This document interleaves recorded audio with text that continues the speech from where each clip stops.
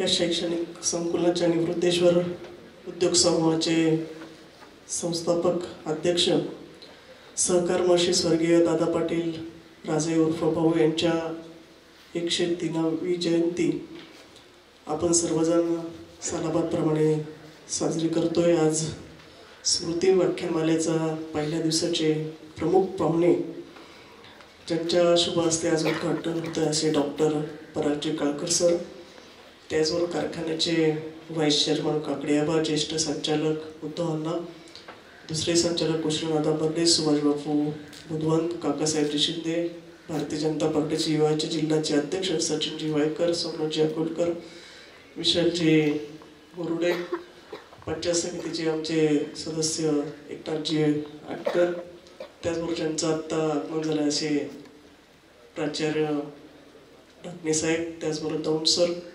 उपस्थित विविध गावातील सर्व पदाधिकारी, सर्व संचालक मंडळ, विश्वस्त मंडळ, त्याचबरोबर सर्व अधिकारी, प्राचार्य टेमकर सर, त्याचबरोबर आमचे प्रभारी MD महाजन साहेब, गोरे साहेब, विक्रम राजळे, त्याचबरोबर सर्वच व्यासपीठावर आणि व्यासपीठासमोरील सर्व सन्माननीय पाहुणे, या संकुलाचे सर्व प्राचार्य त्यांचे सर्व सहकारी, प्राध्यापक प्राध्यापिका, कर्मचारी, सर्वच मोठ्या संख्येने उपस्थित आपले विद्यार्थी मित्र मैत्रिणी, इलेक्ट्रॉनिक आणि प्रिंट मीडियाचे सर्व अधिकारी, सर्व सन्माननीय नगरसेवक, भारतीय जनता पार्टीचे सर्व पदाधिकारी, सर्वांचं मनापासून स्वागत करते।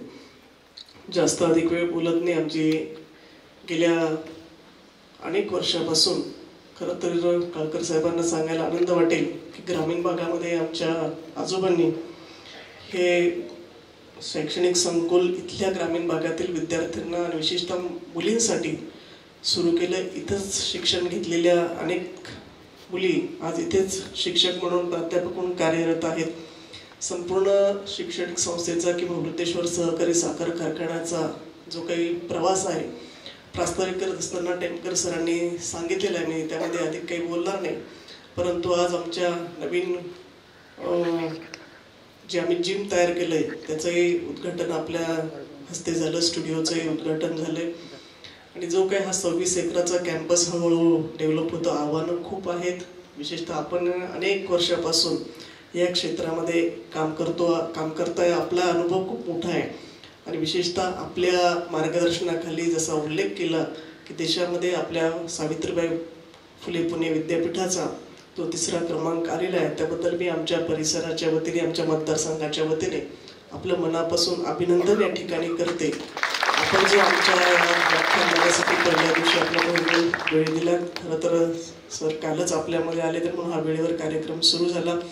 ते खूप पावसातून आले, म्हणजे खूप मुंबई पुण्यामध्ये पाऊस आहे आणि त्यांनी विचारलं इथं पाऊस किती आहे, म्हटलं पाऊस तसा आमचा हा दुष्काळी भाग आहे, परंतु गेल्या 5-6 वर्षापासून जी काही कामं या शासनाच्या माध्यमातून झाली आहे, आमच्याकडे जायकवाडी आणि मुळा धरण हे कधी नव्हे ते जुलै एंडलाच पहिल्यांदाच भरले, धरणं भरले त्यांनी वर नाशिक जिल्ह्यात किंवा वर पाऊस झाल्यामुळे, म्हणजे पूर्वी आमच्याकडे जून जुलैमध्ये पाऊस नव्हता, परंतु मे मध्ये अतिवृष्टी झाली, काही ठिकाणी नुकसान झालं आणि त्याच्यानंतर ही धरणं भरल्यामुळे आमचं बऱ्यापैकी काही भागातला पाण्याचा प्रश्न मिटलेला आहे आणि म्हणून अशा या आमच्या दुष्काळी भागामध्ये आपण या ठिकाणी आलात। आपलं बहुमोल मार्गदर्शन आमच्या सर्व विद्यार्थ्यांना, शिक्षकांना या ठिकाणी होणारच आहे। या व्याख्यानमालेचा उद्देश एवढाच आहे की ज्या नामवंत मंडळी या शिक्षण क्षेत्रामध्ये किंवा वेगवेगळ्या क्षेत्रामध्ये काम करतात, स्पर्धा परीक्षामध्ये असतील, आरोग्य असेल, शिक्षण असेल, महिला असेल, मुली असतील, यामध्ये जी मंडळींनी खूप मोठं योगदान या महाराष्ट्रासाठी, या देशासाठी दिलेलं आहे, अशा सर्व सन्माननीय व्याख्यात्यांना, पाहुण्यांना आमच्या ग्रामीण भागाची ओळख हवी, विद्यार्थ्यांना त्यांची ओळख हवी। शेवटी पुणे मुंबई सारख्या विद्यार्थ्यांना हे सर्व उपलब्ध असतं, पण तुमच्यासारखी मोठी माणसं येऊन त्यांच्यामध्ये आज आपलं मार्गदर्शन होणं ही खरं तर या व्याख्यानमालेची भूमिका आहे। गेल्या कित्येक वर्षापासून अनेक मोठे पाहुणे आमच्या या महाविद्यालयात, या कॅम्पसला भेट दिलेली आहे आणि मला खात्री आहे या ज्या विषयावर आपण या ठिकाणी आम्हाला मार्गदर्शन करणार आहात, राष्ट्रीय शैक्षणिक धोरण खरं तर मोदी साहेबांच्या नेतृत्वाखाली महाराष्ट्रात आणि आपल्या देशभरामध्ये हे शैक्षणिक धोरण राबवत असताना त्यामध्ये आपला बहुमोल सहभाग यामध्ये असणारच आहे, असेलच आणि त्याचं मार्गदर्शन आज आपण या ठिकाणी कालानुरूप सगळ्या क्षेत्रात बदल होत असताना हे धोरण सुद्धा आपण सर्वांनी स्वीकारलेलं आहे। आणि म्हणून हे इम्प्लिमेंट करत असताना आणि महाविद्यालयातील सर्व प्राचार्य आमच्या टीमला आणि विद्यार्थ्यांना याची एक नव्याने ओळख मार्गदर्शन आपलं आज या ठिकाणी होणार आहे. मी आमच्या या कॅम्पसच्या वतीने आपलं मनापासून स्वागत करते. आपला अधिक वेळ घेत नाही, कारण की आपल्याला या ठिकाणी तुमचं आम्हाला ऐकायचं. आम्ही रोजच यांच्यामध्ये असतो आणि आमचं ऐकायला काही विद्यार्थी तयार नाही. तुमचं मार्गदर्शन नक्कीच अतिशय शांतपणे हे विद्यार्थी ऐकून घेतील. पुन्हा एकदा महाविद्यालयाच्या वतीने मी या व्याख्यानमालेला आपण आलात आपलं मनापासून आभारही व्यक्त करते आणि आमच्या या विद्यार्थ्यांना आणि शिक्षकांना आपण मार्गदर्शन करावं अशी विनंती करते. धन्यवाद. या ठिकाणी उपस्थित राहिलेत त्यांचाही गुलाब पुष्प देऊन सन्मान होतोय.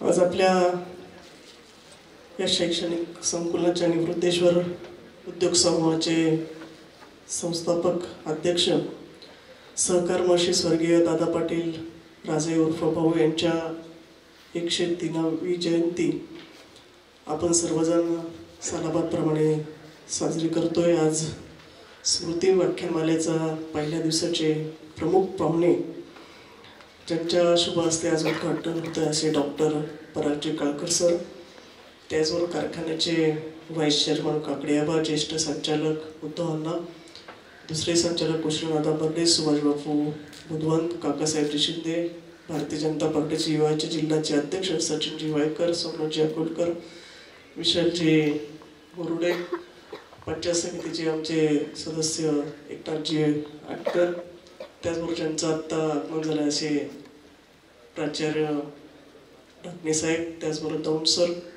उपस्थित विविध गावातील सर्व पदाधिकारी, सर्व संचालक मंडळ, विश्वस्त मंडळ, त्याचबरोबर सर्व अधिकारी, प्राचार्य टेमकर सर, त्याचबरोबर आमचे प्रभारी MD महाजन साहेब, गोरे साहेब, विक्रम राजळे, त्याचबरोबर सर्वच व्यासपीठावर आणि व्यासपीठासमोरील सर्व सन्माननीय पाहुणे, या संकुलनाचे सर्व प्राचार्य त्यांचे सर्व सहकारी, प्राध्यापक प्राध्यापिका, कर्मचारी, सर्वच मोठ्या संख्येने उपस्थित आपले विद्यार्थी मित्र मैत्रिणी, इलेक्ट्रॉनिक आणि प्रिंट मीडियाचे सर्व अधिकारी, सर्व सन्माननीय नगरसेवक, भारतीय जनता पार्टीचे सर्व पदाधिकारी, सर्वांचं मनापासून स्वागत करते.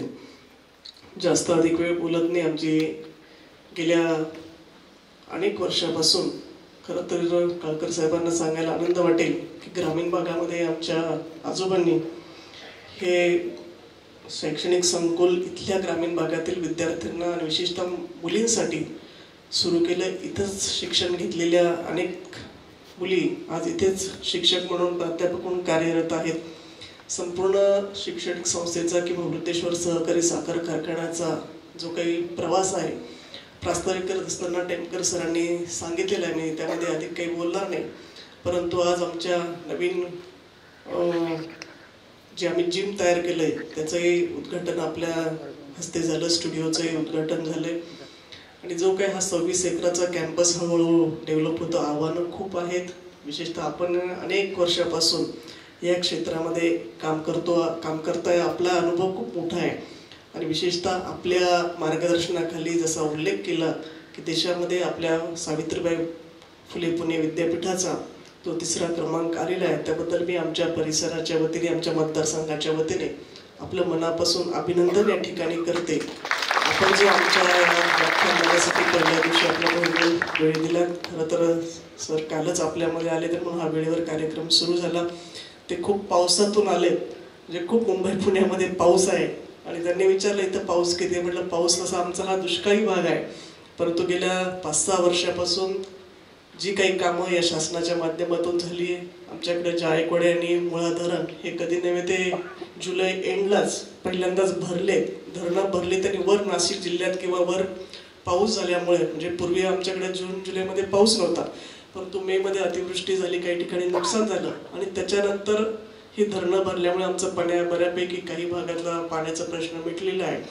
आणि म्हणून अशा या आमच्या दुष्काळी भागामध्ये आपण या ठिकाणी आलात. आपलं बहुमोल मार्गदर्शन आमच्या सर्व विद्यार्थ्यांना, शिक्षकांना या ठिकाणी होणारच आहे.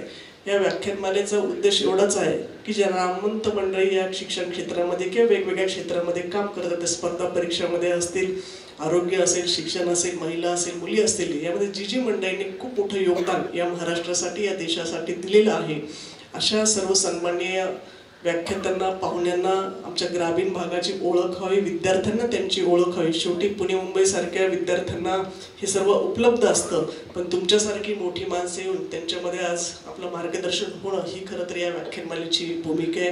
गेल्या कित्येक वर्षापासून अनेक मोठे पाहुणे आमच्या या महाविद्यालयात, या कॅम्पसला भेट दिलेली आहे आणि मला खात्री आहे या ज्या विषयावर आपण या ठिकाणी आम्हाला मार्गदर्शन करणार आहात, राष्ट्रीय शैक्षणिक धोरण खरं तर मोदी साहेबांच्या नेतृत्वाखाली महाराष्ट्रात आणि आपल्या देशभरामध्ये हे शैक्षणिक धोरण राबवत असताना त्यामध्ये आपला बहुमोल सहभाग यामध्ये असणारच आहे, असेलच. आणि त्याचं मार्गदर्शन आज आपण या ठिकाणी कालानुरूप सगळ्या क्षेत्रात बदल होत असताना हे धोरण सुद्धा आपण सर्वांनी स्वीकारलेलं आहे.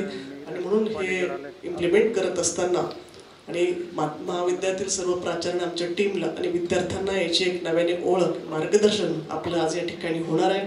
मी आमच्या या कॅम्पसच्या वतीने आपलं मनापासून स्वागत करते. आपला अधिक वेळ घेत नाही, कारण की आपल्याला या ठिकाणी तुमचं आम्हाला ऐकायचं, आम्ही रोजच यांच्यामध्ये असतो आणि आमचं ऐकायला काही विद्यार्थी तयार नाही. तुमचं मार्गदर्शन नक्कीच अतिशय शांतपणे हे विद्यार्थी ऐकून घेतील. पुन्हा एकदा महाविद्यालयाच्या वतीने मी या व्याख्यानमालेला आपण आलात आपलं मनापासून आभारही व्यक्त करते आणि आमच्या या विद्यार्थ्यांना आणि शिक्षकांना आपण मार्गदर्शन करावं अशी विनंती करते. धन्यवाद.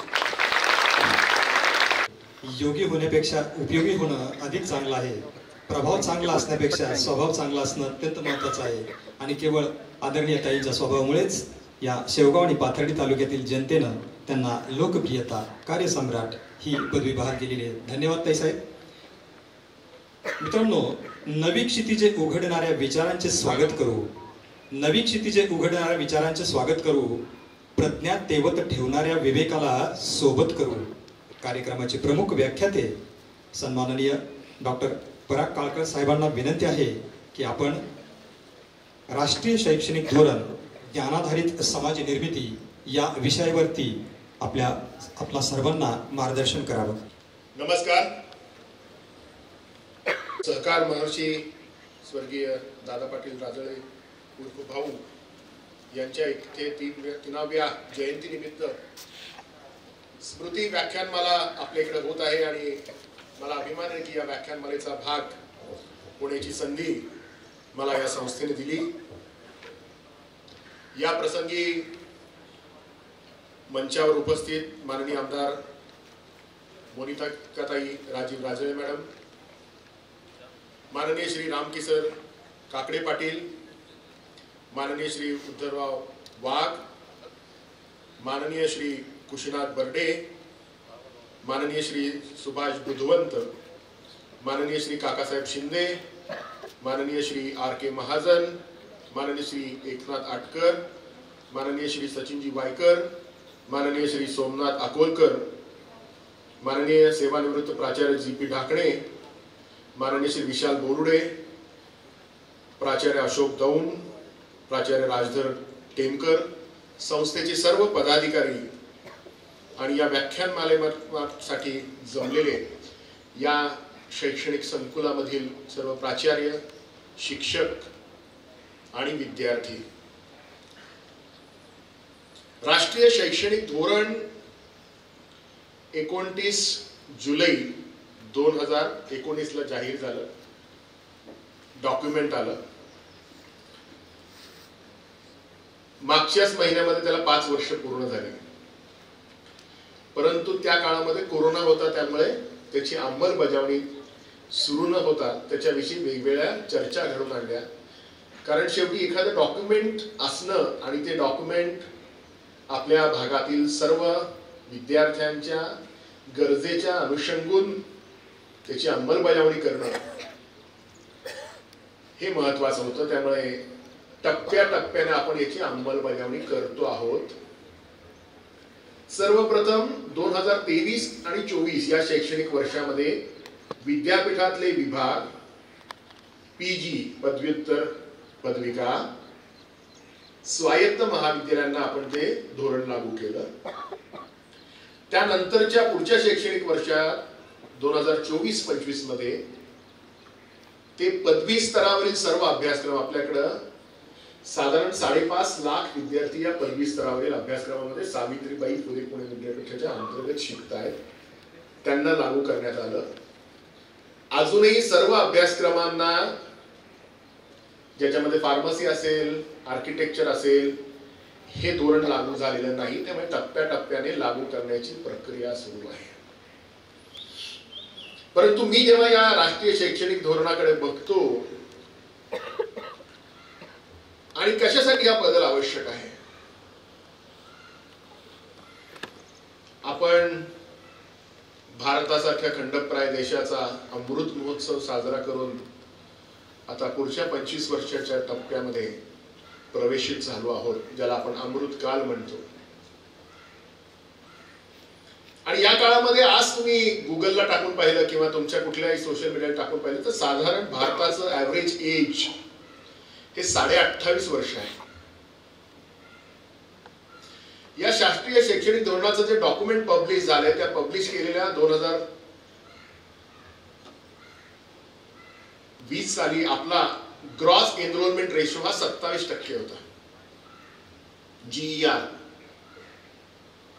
याचा सोपा अर्थ असा आहे की 18 ते 24 या वयोगटातल्या प्रत्येक 100 विद्यार्थ्यांपैकी आपण 27% विद्यार्थ्यांना शिक्षणाची संधी देत होतो. तुमचं भाग्य आहे खरं म्हणजे. स्वर्गीय राजीवजी राजळे असतील, दादा पाटील राजळे असतील, भाऊ असतील, यांनी या ग्रामीण भागात शैक्षणिक संस्था सुरू केली. तुम्हाला इथून कुठेतरी बाहेर जाऊन शिकायला लागत नाही. तुमच्या स्थानिक पातळीवर तुम्हाला शिक्षणाची सुविधा उपलब्ध करून देण्यात आली आहे. ब्रिटिश राजवटीत जी आपल्याला अनेक वर्ष आपण शिक्षण पद्धती राबवत होतो, त्याच्यामध्ये आपण शिक्षणाचं शहरीकरण केलं होतं. सगळे विद्यार्थी आम्ही हिंजवडी किंवा खराडीसाठी तयार करत होतो आणि शहरं आमची बकाल होत चालली होती. त्यामुळे ऍक्सेस टू हायर एज्युकेशन, शिक्षणाची संधी विद्यार्थ्यांना मिळणे, हा भाग ह्याच्यात सगळ्यात महत्वाचा. तो मी या भारतासारख्या देशाचा नागरिक म्हणून माझं कर्तव्य आहे. आज महाराष्ट्राचं नेतृत्व, महाराष्ट्रामधील प्रगतिशील शैक्षणिक संस्था, याच्यामध्ये महाराष्ट्रामध्ये हे साधारण प्रमाण 30 ते 33% आहे. 33% विद्यार्थ्यांना संधी देतो. तरीही 2/3 विद्यार्थी युवा गटातले शिक्षणाच्या परिघाच्या बाहेर आहेत. यात मी कुठेही शिक्षणाच्या गुणवत्तेविषयी बोलत नाही. Access to higher education. आणि त्यामुळे विद्यापीठ अनुदान आयोगाने असं जाहीर केलं की या शैक्षणिक धोरणाच्या अनुषंगाने आज आपल्याकडे डिजिटल लॅबचं उद्घाटन झालं, आज आपल्याकडं पॉडकास्ट स्टुडिओचं उद्घाटन झालं. कुठल्या माध्यमातून आपण शिक्षण घेतात हे महत्वाचं नाही, तर ज्ञान आपल्याला पोचणं महत्वाचं आहे. पूर्वी काय व्हायचं, वर्गात शिक्षण घेतलं तर 1 नंबर, व्हिडिओ पाहून शिक्षण घेतलं तर 2 नंबर, आणि ऑनलाईन डिस्टन्स बोर्ड मधून घेतलं तर त्याला काही किंमत नाही. तुम्ही कुठल्या माध्यमातून शिक्षण घेता याला आता समसमान गोष्ट दिली, इक्विव्हॅलंट दिलेला आहे. त्यामुळे तुम्ही ऑनलाईन शिका, तुम्ही ऑफलाईन शिका, तुम्ही डिजिटल माध्यमातून शिका, तुम्ही हायब्रिड शिका. ज्ञान तुमच्यापर्यंत पोहोचतंय का आणि ते व्यवस्थित पोहोचतंय का ही गोष्ट महत्वाची आहे. त्यामुळे आपल्या सगळ्यात पहिल्यांदा भारत देशाचे नागरिक म्हणून आपल्याला प्रयत्न करतात. त्या राष्ट्रीय शैक्षणिक धोरणाच्या पुस्तकात लिहिले 2035 पर्यंत ही संधी आम्ही 27% पासून 50% पर्यंत वाढवणार आहे. मला पुण्यामध्ये यावर विश्वास बसून द्यायचं कारण असं, पुण्यामध्ये 30 विद्यापीठ आहेत, एकाच शहरामध्ये 30 विद्यापीठ आहेत. अहिल्यानगर असेल किंवा नाशिक असेल, आपल्याकडं बऱ्यापैकी शिक्षण संस्था आहेत आणि सहकारातून आलेल्या शिक्षण संस्था खूप मोठ्या प्रमाणावर आहेत. त्यामुळे आपल्याकडे हे प्रमाण कदाचित ऑलरेडी 50% आसपास असेल. आपण बऱ्यापैकी संधी क्रिएट करतो. पण भारताचा ऍव्हरेज जर 27 आणि 30% असेल तर याचा अर्थ अनेक भारतातल्या शहरांमध्ये, अनेक भारतातल्या गावामध्ये शिक्षणाची संधी अजिबात उपलब्ध नाही. नॉर्थ ईस्ट कडची असतील किंवा साऊथ कडची काही शहरं असतील, संधीच उपलब्ध नाही. म्हणून ऍव्हरेज आपलं 27 ते 30%. आपल्याला प्रयत्न काय करायचा आहे, वेगवेगळ्या माध्यमातून युवकांपर्यंत ज्ञान पोहोचवायचा प्रयत्न करायचा आहे. याच्यात दुसरा टप्पा येतो की हे जर आम्ही पोचवत असतो तर आम्ही बोलतो या सगळ्या धोरणामध्ये लिहिलंय आउटकम बेस्ड एज्युकेशन. आमचं शिक्षण पूर्ण करून बाहेर पडणारा विद्यार्थी आहे त्याच्याविषयी आपल्याला चर्चा करायची आहे. तो फक्त पदवी घेऊन बाहेर पडतो, तो फक्त मार्क घेऊन बाहेर पडतो, का त्याच्यामध्ये काही चांगले गुण आहेत? भारतामध्ये साधारण 3.5-4 कोटी विद्यार्थी हे शिक्षणाच्या परिघामध्ये आहेत. त्याच्यामधले 80% विद्यार्थी हे पारंपरिक अभ्यासक्रमांना, BA, BCom, BSc सारख्या अभ्यासक्रमांना आहेत. 20% विद्यार्थी हे व्यावसायिक अभ्यासक्रमामध्ये सहभागी होतात. 80-20 असं प्रमाण आहे. पारंपरिक अभ्यासक्रमामध्ये शिक्षणाच्या प्रक्रियेमध्ये 3 वर्षाचा ग्रॅज्युएशन प्रोग्राम असेल तर त्याच्यामध्ये पूर्ण करणाऱ्या विद्यार्थी आणि विद्यार्थिनींचं प्रमाण हे खूप कमी आहे. 30% ॲव्हरेज ड्रॉपआउट आहे. मुलींची आपल्या ग्रामीण भागामध्ये, आदिवासी भागामध्ये लवकर लग्न होतात. विद्यार्थ्यांना आर्थिक प्रश्न भेडसावतो आणि त्यामुळे विद्यार्थी या सगळ्या शिक्षण प्रक्रियेतून बाहेर पडतात आणि पुन्हा त्याला आत येण्याची संधी अधिकृतरित्या उपलब्ध नसते. आणि म्हणून अकॅडमिक बँक ऑफ क्रेडिट सारखी संकल्पना आपल्या शैक्षणिक धोरणामध्ये आली की ज्याच्यामध्ये तुम्ही जे काही शिकला आहात त्याचे क्रेडिट या अकॅडमिक बँक ऑफ क्रेडिट मध्ये जमा होणार आहेत. पहिल्या वर्षानंतर तुम्हाला काही अडचणीमुळे बाहेर पडायला लागलं ते एक्झिट क्रेडिट घेऊन बाहेर पडता येईल तुम्हाला आणि 7 वर्षापर्यंत पुन्हा तुम्हाला तो अभ्यासक्रम अधिकृतरित्या परत जॉईन करून पूर्ण करता येईल. महिलांसाठी आम्ही एक विनंती केली की हे प्रमाण 10 वर्षापर्यंत वाढवावं.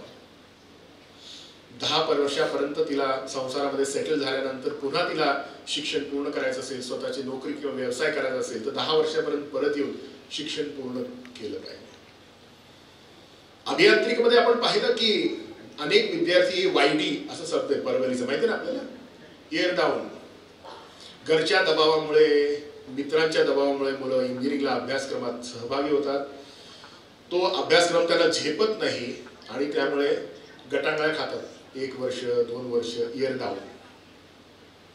आज त्यांना आपण एक्झिटची संधी दिलेली आहे. त्यांनी 10% स्किल कोर्सेस आणि व्होकेशनल कोर्सेस हे जर पूर्ण केले तर तो बाहेर पडू शकतो आणि दुसरा कुठला तरी अभ्यासक्रम जॉईन करू शकतो. म्हणजे काय होईल, इंजिनिअरिंग मधून बाहेर पडलेला विद्यार्थी सहकार महर्षी स्वर्गीय दादा पाटील राजळे उर्फ भाऊ यांच्या इथे 3व्या जयंती निमित्त स्मृती व्याख्यानमाला आपल्या इकडे होत आहे आणि मला अभिमान आहे की या व्याख्यानमालेचा भाग होण्याची संधी मला या संस्थेने दिली.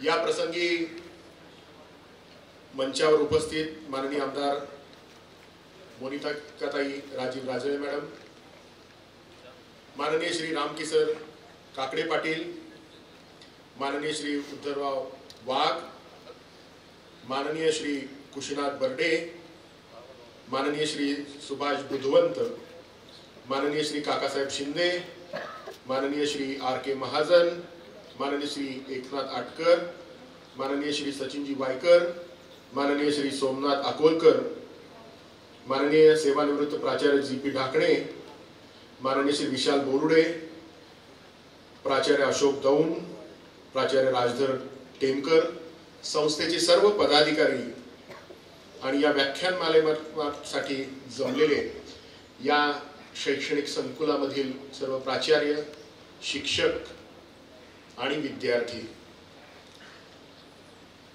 राष्ट्रीय शैक्षणिक धोरण 29 जुलै 2019 ला जाहीर झालं, डॉक्युमेंट आलं. मागच्याच महिन्यामध्ये त्याला 5 वर्ष पूर्ण झाली. परंतु त्या काळामध्ये कोरोना होता त्यामुळे त्याची अंमलबजावणी सुरू न होता त्याच्याविषयी वेगवेगळ्या चर्चा घडून आणल्या.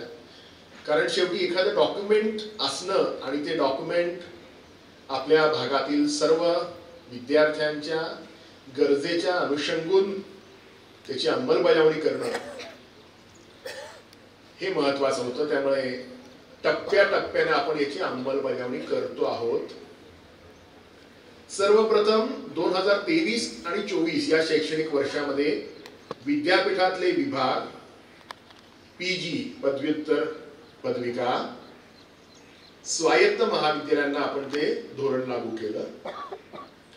त्यानंतरच्या पुढच्या शैक्षणिक वर्षात 2024-25 मध्ये ते पदवी स्तरावरील सर्व अभ्यासक्रम आपल्याकडं साधारण 5.5 लाख विद्यार्थी या पदवी स्तरावरील अभ्यासक्रमामध्ये सावित्रीबाई फुले पुणे विद्यापीठाच्या अंतर्गत शिकतायत. त्यांना लागू करण्यात आलं. अजूनही सर्व अभ्यासक्रमांना ज्याच्यामध्ये फार्मसी असेल, आर्किटेक्चर असेल, हे धोरण लागू झालेलं नाही. त्यामुळे टप्प्याटप्प्याने लागू करण्याची प्रक्रिया सुरू आहे. परंतु मी जेव्हा या राष्ट्रीय शैक्षणिक धोरणाकडे बघतो आणि कशासाठी हा बदल आवश्यक आहे, आपण भारतासारख्या खंडप्राय देशाचा अमृत महोत्सव साजरा करून आता पुढच्या 25 वर्षाच्या टप्प्यामध्ये प्रवेशित झालो आहोत, ज्याला आपण अमृत काल म्हणतो. आणि या काळामध्ये आज तुम्ही गुगलला टाकून पाहिलं किंवा तुमच्या कुठल्याही सोशल मीडियाला टाकून पाहिलं तर साधारण भारताचं ऍव्हरेज एज हे 28.5 वर्ष आहे. या शास्त्रीय शैक्षणिक धोरणाचं जे डॉक्युमेंट पब्लिश झालंय त्या पब्लिश केलेल्या 2020 साली आपला ग्रॉस एनरोलमेंट रेशो हा 27% होता. GER. याचा सोपा अर्थ असा आहे की 18 ते 24 या वयोगटातल्या प्रत्येक 100 विद्यार्थ्यांपैकी आपण 27% विद्यार्थ्यांना शिक्षणाची संधी देत होतो. तुमचं भाग्य आहे खरं म्हणजे. स्वर्गीय राजीवजी राजळे असतील, दादा पाटील राजळे असतील, भाऊ असतील, यांनी या ग्रामीण भागात शैक्षणिक संस्था सुरू केली. तुम्हाला इथून कुठेतरी बाहेर जाऊन शिकायला लागत नाही. तुमच्या स्थानिक पातळीवर तुम्हाला शिक्षणाची सुविधा उपलब्ध करून देण्यात आली आहे. ब्रिटिश राजवटीत जी आपल्याला अनेक वर्ष आपण शिक्षण पद्धती राबवत होतो त्याच्यामध्ये आपण शिक्षणाचं शहरीकरण केलं होतं. सगळे विद्यार्थी आम्ही हिंजवडी किंवा खराडीसाठी तयार करत होतो आणि शहरं आमची बकाल होत चालली होती. त्यामुळे ऍक्सेस टू हायर एज्युकेशन, शिक्षणाची संधी विद्यार्थ्यांना मिळणे हा भाग ह्याच्यात सगळ्यात महत्वाचा. तो मी या भारतासारख्या देशाचा नागरिक म्हणून माझं कर्तव्य आहे. आज महाराष्ट्राचं नेतृत्व, महाराष्ट्रामधील प्रगतिशील शैक्षणिक संस्था याच्यामध्ये महाराष्ट्रामध्ये हे साधारण प्रमाण 30 ते 33% आहे. 33% विद्यार्थ्यांना संधी देतो. तरीही 2/3 विद्यार्थी युवा गटातले शिक्षणाच्या परिघाच्या बाहेर आहेत. यात मी कुठेही शिक्षणाच्या गुणवत्तेविषयी बोलत नाही. Access to higher education. आणि त्यामुळे विद्यापीठ अनुदान आयोगाने असं जाहीर केलं की या शैक्षणिक धोरणाच्या अनुषंगाने आज आपल्याकडे डिजिटल लॅबचं उद्घाटन झालं, आज आपल्याकडं पॉडकास्ट स्टुडिओचं उद्घाटन झालं. कुठल्या माध्यमातून आपण शिक्षण घेतात हे महत्वाचं नाही, तर ज्ञान आपल्याला पोहोचणं महत्वाचं आहे. पूर्वी काय व्हायचं, वर्गात शिक्षण घेतलं तर 1 नंबर, व्हिडिओ पाहून शिक्षण घेतलं तर 2 नंबर, आणि ऑनलाईन डिस्टन्स बोर्ड मधून घेतलं तर त्याला काही किंमत नाही. तुम्ही कुठल्या माध्यमातून शिक्षण घेता याला आता समसमान गोष्ट दिली, इक्विव्हॅलंट दिलेलं आहे. त्यामुळे तुम्ही ऑनलाईन शिका, तुम्ही ऑफलाईन शिका, तुम्ही डिजिटल माध्यमातून शिका, तुम्ही हायब्रिड शिका. ज्ञान तुमच्यापर्यंत पोहोचतंय का आणि ते व्यवस्थित पोहोचतंय का ही गोष्ट महत्वाची आहे. त्यामुळे आपल्या सगळ्यात पहिल्यांदा भारत देशाचे नागरिक म्हणून आपल्याला प्रयत्न करतात.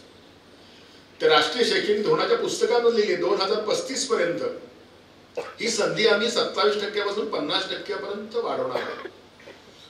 मला पुण्यामध्ये यावर विश्वास बसून द्यायचं कारण असं, पुण्यामध्ये 30 विद्यापीठ आहेत. एकाच शहरामध्ये 30 विद्यापीठ आहेत. अहिल्यानगर असेल किंवा नाशिक असेल, आपल्याकडं बऱ्यापैकी शिक्षण संस्था आहेत आणि सहकारातून आलेल्या शिक्षण संस्था खूप मोठ्या प्रमाणावर आहेत. त्यामुळे आपल्याकडे हे प्रमाण कदाचित ऑलरेडी 50% आसपास असेल. आपण बऱ्यापैकी संधी क्रिएट करतो. पण भारताचा ऍव्हरेज जर 27 आणि 30% असेल तर याचा अर्थ अनेक भारतातल्या शहरांमध्ये, अनेक भारतातल्या गावामध्ये शिक्षणाची संधी अजिबात उपलब्ध नाही. नॉर्थ ईस्ट कडची असतील किंवा साऊथ कडची काही शहरं असतील, संधीच उपलब्ध नाही. म्हणून ऍव्हरेज आपलं 27 ते 30%. आपल्याला प्रयत्न काय करायचा आहे, वेगवेगळ्या माध्यमातून युवकांपर्यंत ज्ञान पोहोचवायचा प्रयत्न करायचा आहे. याच्यात दुसरा टप्पा येतो की हे जर आम्ही पोचवत असतो तर आम्ही बोलतो या सगळ्या धोरणामध्ये लिहिलंय आउटकम बेस्ड एज्युकेशन. आमचं शिक्षण पूर्ण करून बाहेर पडणारा विद्यार्थी आहे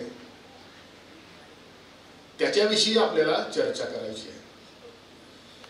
तो फक्त पदवी घेऊन बाहेर पडतो, तो फक्त मार्क घेऊन बाहेर पडतो का त्याच्यामध्ये काही चांगले गुण आहेत.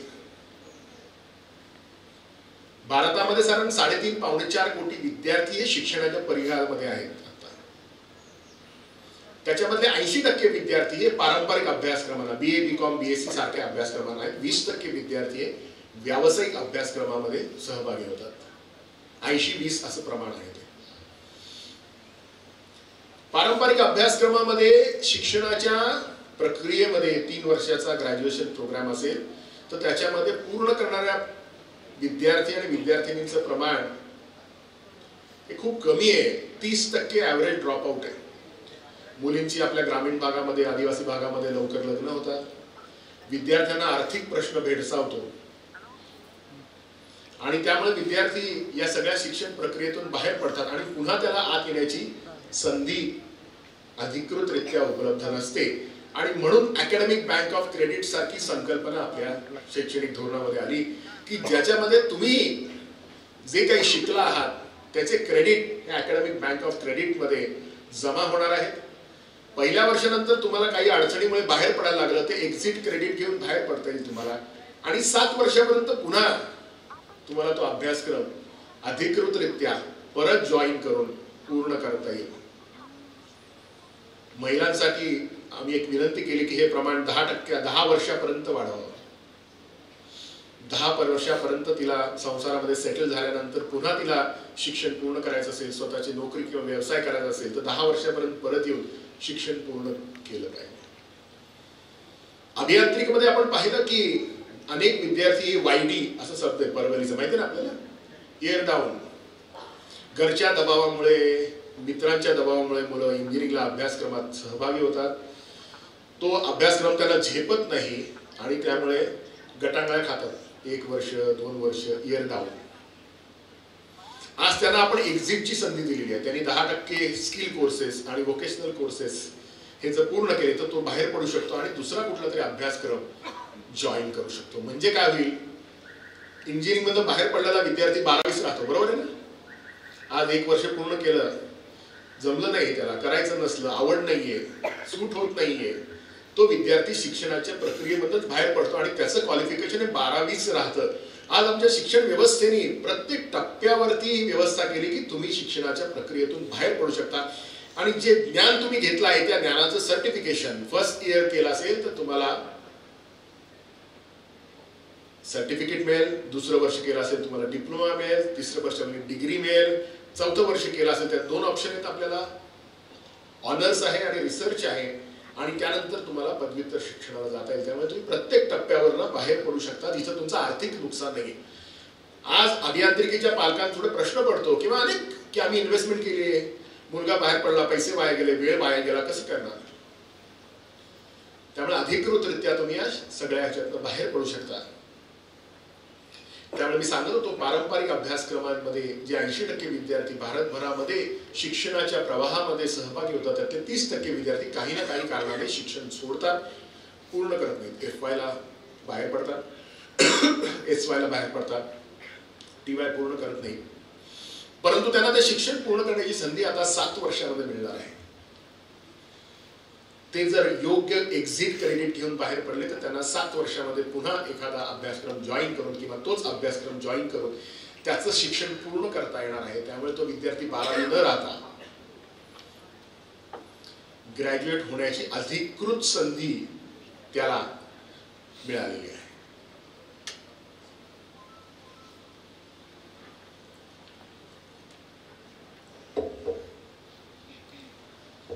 या 80% आणि 20% मध्ये जे विद्यार्थी पास होतात, 30% ड्रॉपआउट नंतर पारंपरिक अभ्यासक्रमांमध्ये, त्यामधील आपल्याकडे माहिती तुम्हाला संस्था आहेत सगळ्या, अपेक्स बॉडीज आहेत, सगळ्या उद्योग समूहांच्या संस्था आहेत. त्याच्यामध्ये फिक्की आहे, इंडियन मर्चंट चेंबर आहे, Maratha chamber of commerce industries and agriculture आहे, अशा सगळ्या संस्था आहेत, त्या सगळ्यांनी वेगवेगळे अहवाल प्रसिद्ध केले. मी प्रत्येक संस्थेचा अहवाल सांगणार आहे, त्याचा एक गोषवारा आपल्या पुढे सांगतो. या संस्था म्हणतात की तुमच्या पारंपरिक अभ्यासक्रमातून बाहेर पडलेल्या 95% विद्यार्थ्यांकडे नोकरी किंवा व्यवसायासाठी आवश्यक असणारी स्किल्स नाहीयेत. आज बीकॉमचा विद्यार्थी बाहेर पडला तर तो बँकेत काम करू शकत नाही, कारण त्याला लेजर, बॅलन्स शीट हे कागदावर शिकवलं असतं. बँकेत कुठेही आज कागद वापरला जात नाही. त्यामुळे बँकेत वापरलं जाणारं तंत्रज्ञान आणि त्याच्याकडे असलेले ज्ञान ह्याच्यामध्ये कुठेही समन्वय नसतो. त्यामुळे त्याला नोकरी करणाऱ्या आवश्यक असणारी जी स्किल्स आहेत ती त्याच्याकडे उपलब्ध नसतात. आणि पदवीधरांची फौज आपल्याकडे आज बाजारामध्ये येते की ज्यांच्याकडे आवश्यक असणारी नोकरी करण्यासाठी किंवा व्यवसाय करण्यासाठी असलेली स्किल्स अवेलेबल नाहीत. म्हणून राष्ट्रीय शैक्षणिक धोरणामध्ये इंटर्नशिप सारखा विषय टाकला गेला. आंतरवासिता, याच्यामध्ये कोणाकडे तरी जाऊन तुम्ही काम केल्याचं सर्टिफिकेट आणायचं नाहीये, तर तुमच्या विषयातल्या रिलेटेड एखादी आस्थापना असेल, त्या आस्थापनेमध्ये जाऊन तिथं कसं काम केलं जातं, त्यांचे व्हॅल्यूज काय आहेत, त्यांच्या कंपनीचे एथिक्स काय आहेत, तिथली कार्यसंस्कृती काय आहे, ह्याचा अनुभव तुम्हाला 2 महिने 1.5 महिना त्या सगळ्या आस्थापनात जाऊन घ्यायचा आहे. तिथून परत आल्यानंतर तुम्हाला कळेल की जे ज्ञान वर्गात मिळवण्यासाठी तुम्ही पळून जाता, वर्गात बसत नाही, ते वर्गात बसणं आवश्यक आहे. ते जर तुम्हाला कळला नाही, तो विषय समजला नाही, तर तो व्यवहारात आणि व्यवसायात कसा वापरायचा याचं ज्ञान मला होणार नाही. सावित्रीबाई फुले पुणे विद्यापीठाच्या गीतामध्ये लिहिले, ज्ञान बनो कर्मशील कर्मज्ञानवान. Knowledge into action. ज्ञानाचं जर रूपांतरण आम्हाला कर्मात करता आलं नाही तर त्याचा काही उपयोग होत नाही. समजा मी तुम्हाला एक छान सर्टिफिकेट दाखवलं, गोल्डन एम्बॉसिंग केलेलं, की मला परफॉर्मिंग आर्ट घेतली, की तबला या विषयामध्ये माझ्याकडे मास्टर्स डिग्री आहे, मी पहिला आलो आहे, मला चांगले गुण पडले आहेत किंवा चांगली ग्रेड पडली आहे. तुम्हाला ते दाखवलं, तुमच्या LCD वर दाखवलं, तुम्ही सगळ्यांनी टाळ्या वाजवल्या, अभिनंदन केलं. पुढच्या वेळी आलो, परत तेच सर्टिफिकेट दाखवलं, तुम्ही म्हणाल सर ते बरोबर आहे, त्यात जे लिहिलंय ते तुम्हाला प्रात्यक्षिक रूपात दाखवता येतं का, परफॉर्म करता येतं का? कुठलंही ज्ञान जर मला परफॉर्म करता येत नसेल, प्रत्यक्षात दाखवता येत नसेल, तर त्या ज्ञानाचा काही उपयोग आहे का? आहे का? सगळे विद्यार्थी, कोरोनामध्ये मी ऑनलाईन क्रिकेट खेळत होतो असं समजा, ब्ल्यू टिक होती माझी, MPL का काहीतरी ऍप असतं ना, त्याच्यामध्ये अधिकृत माझं अकाउंट होतं. 10,000 रन मी काढल्या. आणखीन काय काय स्कोर होता तो सगळ्यात चांगला होता. त्याची मी प्रिंट काढली समजा, आणि मुंबई क्रिकेट असोसिएशनच्या कार्यालयात गेलो आणि त्यांना सांगितलं की मला तुमच्या संघामध्ये संधी द्या. देतील का नाही देणार? पण आमच्या विद्यार्थ्यांना असं वाटतं कागदावर असलेलं ज्ञान, पर्सेंटेज, ग्रेड दाखवून त्यांना नोकरी मिळाली पाहिजे. तुम्ही जिथं नोकरी करणार आहात किंवा व्यवसाय करणार आहात हे सगळे व्यावसायिक आस्थापना आहेत, बरोबर ना? समाजकार्य करणारे लोक आहेत का? तुमची डिग्री पाहून तुमच्या ऑर्गनायझेशनला व्यवसाय मिळणार आहे का? नाही मिळणार आहे. त्यामुळे नॉलेज इंटू ऍक्शन खूप महत्वाचं आहे. आपला ज्ञान हे आपल्याला कसं व्यवहारात आणि व्यवसायात वापरतो याच्यासाठी इंटर्नशिप सारखी संकल्पना आणली, जी आपण खूप गांभीर्याने घ्यायची गरज आहे. कुठल्या तरी वडिलांच्या मित्राकडे, आईच्या कुठल्या तरी नातेवाईकांकडे, आपल्या ओळखीच्या कोणाकडे गेलो आणि 2 महिने काम केल्याचं सर्टिफिकेट घेऊन आलो, तर त्यांनी फसवणूक कोणाची होणार आहे? तुमचीच. त्यामुळे आपल्याला बघायचं की हे सगळे व्यवसाय ज्याच्यामध्ये पुढे जाऊन तुम्हाला काम करण्याची इच्छा आहे ते कसं चालतात, तिथं कसं काम होतं, त्यांची कार्य संस्कृती काय आहे.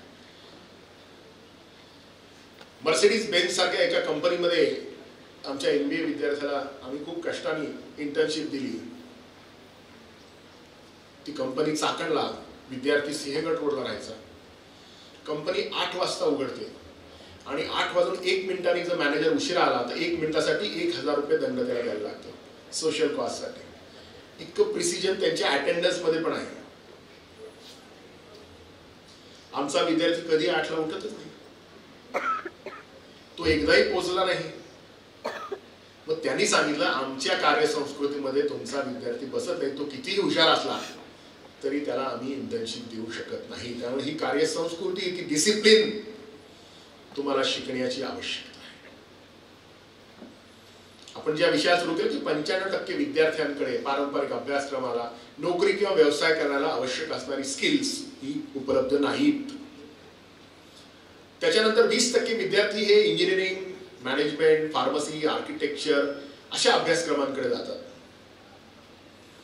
त्याच्यामध्ये साधारण 15 ते 20% हा ड्रॉपआउट रेशो आहे. इंजिनिअरिंग मध्ये सगळ्यात जास्त आहे, ऍव्हरेज. आणि त्यानंतर जेव्हा विद्यार्थी 4 वर्षाचा अभ्यासक्रम करून बाहेर पडतो तेव्हा जवळपास 80% विद्यार्थ्यांकडे नोकरी करण्यायोग्य किंवा व्यवसाय करण्यायोग्य कौशल्य उपस्थित नाहीत. पर्सेंटेज वेगवेगळं दिलंय. म्हणजे लक्षात घ्या, एवढं मोठं शिक्षणाचं व्यवस्था आम्ही अनेक वर्ष चालवतो आहोत, परंतु आपण पहिल्यांदा विचार केला या सगळ्या व्यवस्थेतून बाहेर पडणाऱ्या तरुणांचं काय. तुम्हाला माहिती आहे भारतामध्ये जवळपास 1100 विद्यापीठ आहेत. त्याच्यामध्ये 64 या केंद्रीय विद्यापीठ आहेत. जवळपास 548 ही स्टेट, पब्लिक स्टेट युनिव्हर्सिटीज आहेत. 131 संस्था ज्या आहेत त्या स्पेशलाइज तयार केलेल्या, ज्याच्यामध्ये IIM असेल, IIT असेल, आयसर असेल, अशा सगळ्या संस्था आहेत. आणि या सगळ्यांच्या व्यतिरिक्त आमच्याकडे 45,000 महाविद्यालय आहेत. म्हणजे 1100 विद्यापीठ, 131 विशेष संस्था ज्यांची निर्मिती केली आहे आणि 45,000 महाविद्यालय आमच्याकडे आहेत. या सगळ्या महाविद्यालयांचा पसारा लक्षात घेतला आणि त्यातून बाहेर पडणारा विद्यार्थी जर आम्हाला अपेक्षित नागरिक म्हणून घडत नसेल तर आम्हाला कुठेतरी या धोरणाकडे, आमच्या शिक्षण व्यवस्थेकडे पुन्हा एकदा बघायची गरज आहे, धांडोळा घ्यायची गरज आहे. आणि म्हणून कस्तुरीरंगन समितीला हे काम दिलं गेलं की याच्यामध्ये आपल्याला कसे बदल घडवता येतील. सगळ्यात महत्वाचा भाग याच्यामध्ये आणला, स्टँडर्डायझेशन केलं. तुम्हाला सगळ्यांना माहिती ना 1 लिटर दूध म्हणजे किती ml माहितीये? 1000 ml का नाही माहितीये ना. आपल्याकडे मास्टर डिग्री एका विद्यापीठात 1800 मार्काची, 30 डिग्री दुसऱ्या विद्यापीठामध्ये 2200 मार्काची, 30 डिग्री तिसऱ्या विद्यापीठामध्ये 2400 मार्काची, 30 डिग्री चौथ्या विद्यापीठामध्ये 2800 मार्काची, असा फरक होता. कारण त्या विद्यापीठाने आपल्या मनाप्रमाणे त्यांची मार्क ठरवले होते. आज आपण प्रत्येक सेमिस्टरला, प्रत्येक सत्राला 20 ते 22 क्रेडिट असं आपण फ्लेक्सिबिलिटी दिली आहे. एका वर्षामध्ये 40 ते 44 क्रेडिट असं आपण दिलेलं आहे. 22 राहतो, बरोबर आहे ना. आज 1 वर्ष पूर्ण केलं, जमलं नाही, त्याला करायचं नसलं, आवड नाहीये, सूट होत नाहीये, तो विद्यार्थी शिक्षणाच्या प्रक्रियेमधूनच बाहेर पडतो आणि त्याचं क्वालिफिकेशन 12-20 राहतं. आज आमच्या शिक्षण व्यवस्थेने प्रत्येक टप्प्यावरती ही व्यवस्था केली की तुम्ही शिक्षणाच्या प्रक्रियेतून बाहेर पडू शकता आणि जे ज्ञान तुम्ही घेतलं आहे त्या ज्ञानाचं सर्टिफिकेशन फर्स्ट इयर केलं असेल तर तुम्हाला सर्टिफिकेट मिळेल, दुसरं वर्ष केलं असेल तुम्हाला डिप्लोमा मिळेल, तिसरं वर्षामध्ये डिग्री मिळेल, चौथं वर्ष केलं असेल त्यात 2 ऑप्शन आहेत आपल्याला, ऑनर्स आहे आणि रिसर्च आहे. आणि त्यानंतर तुम्हाला पदव्युत्तर शिक्षणाला जाता येईल. त्यामुळे तुम्ही प्रत्येक टप्प्यावरनं बाहेर पडू शकता जिथं तुमचं आर्थिक नुकसान नाही. आज अभियांत्रिकीच्या पालकांपुढे प्रश्न पडतो किंवा अनेक की आम्ही इन्व्हेस्टमेंट केली आहे, मुलगा बाहेर पडला, पैसे वाया गेले, वेळ वाया गेला, कसं करणार. त्यामुळे अधिकृतरित्या तुम्ही या सगळ्या ह्याच्यातनं बाहेर पडू शकता. त्यामुळे मी सांगत होतो पारंपरिक अभ्यासक्रमांमध्ये जे 80% विद्यार्थी भारतभरामध्ये शिक्षणाच्या प्रवाहामध्ये सहभागी होतात त्यातले 30% विद्यार्थी काही ना काही कारणाने शिक्षण सोडतात, पूर्ण करत नाहीत. FY ला बाहेर पडतात, SY ला बाहेर पडतात, TY पूर्ण करत नाही. परंतु त्यांना ते शिक्षण पूर्ण करण्याची संधी आता 7 वर्षामध्ये मिळणार आहे. ते जर योग्य एक्झिट क्रेडिट घेऊन बाहेर पडले तर त्यांना 7 वर्षामध्ये पुन्हा एखादा अभ्यासक्रम जॉईन करून किंवा तोच अभ्यासक्रम जॉईन करून त्याचं शिक्षण पूर्ण करता येणार आहे. त्यामुळे तो विद्यार्थी 12वी न राहता ग्रॅज्युएट होण्याची अधिकृत संधी त्याला मिळालेली आहे.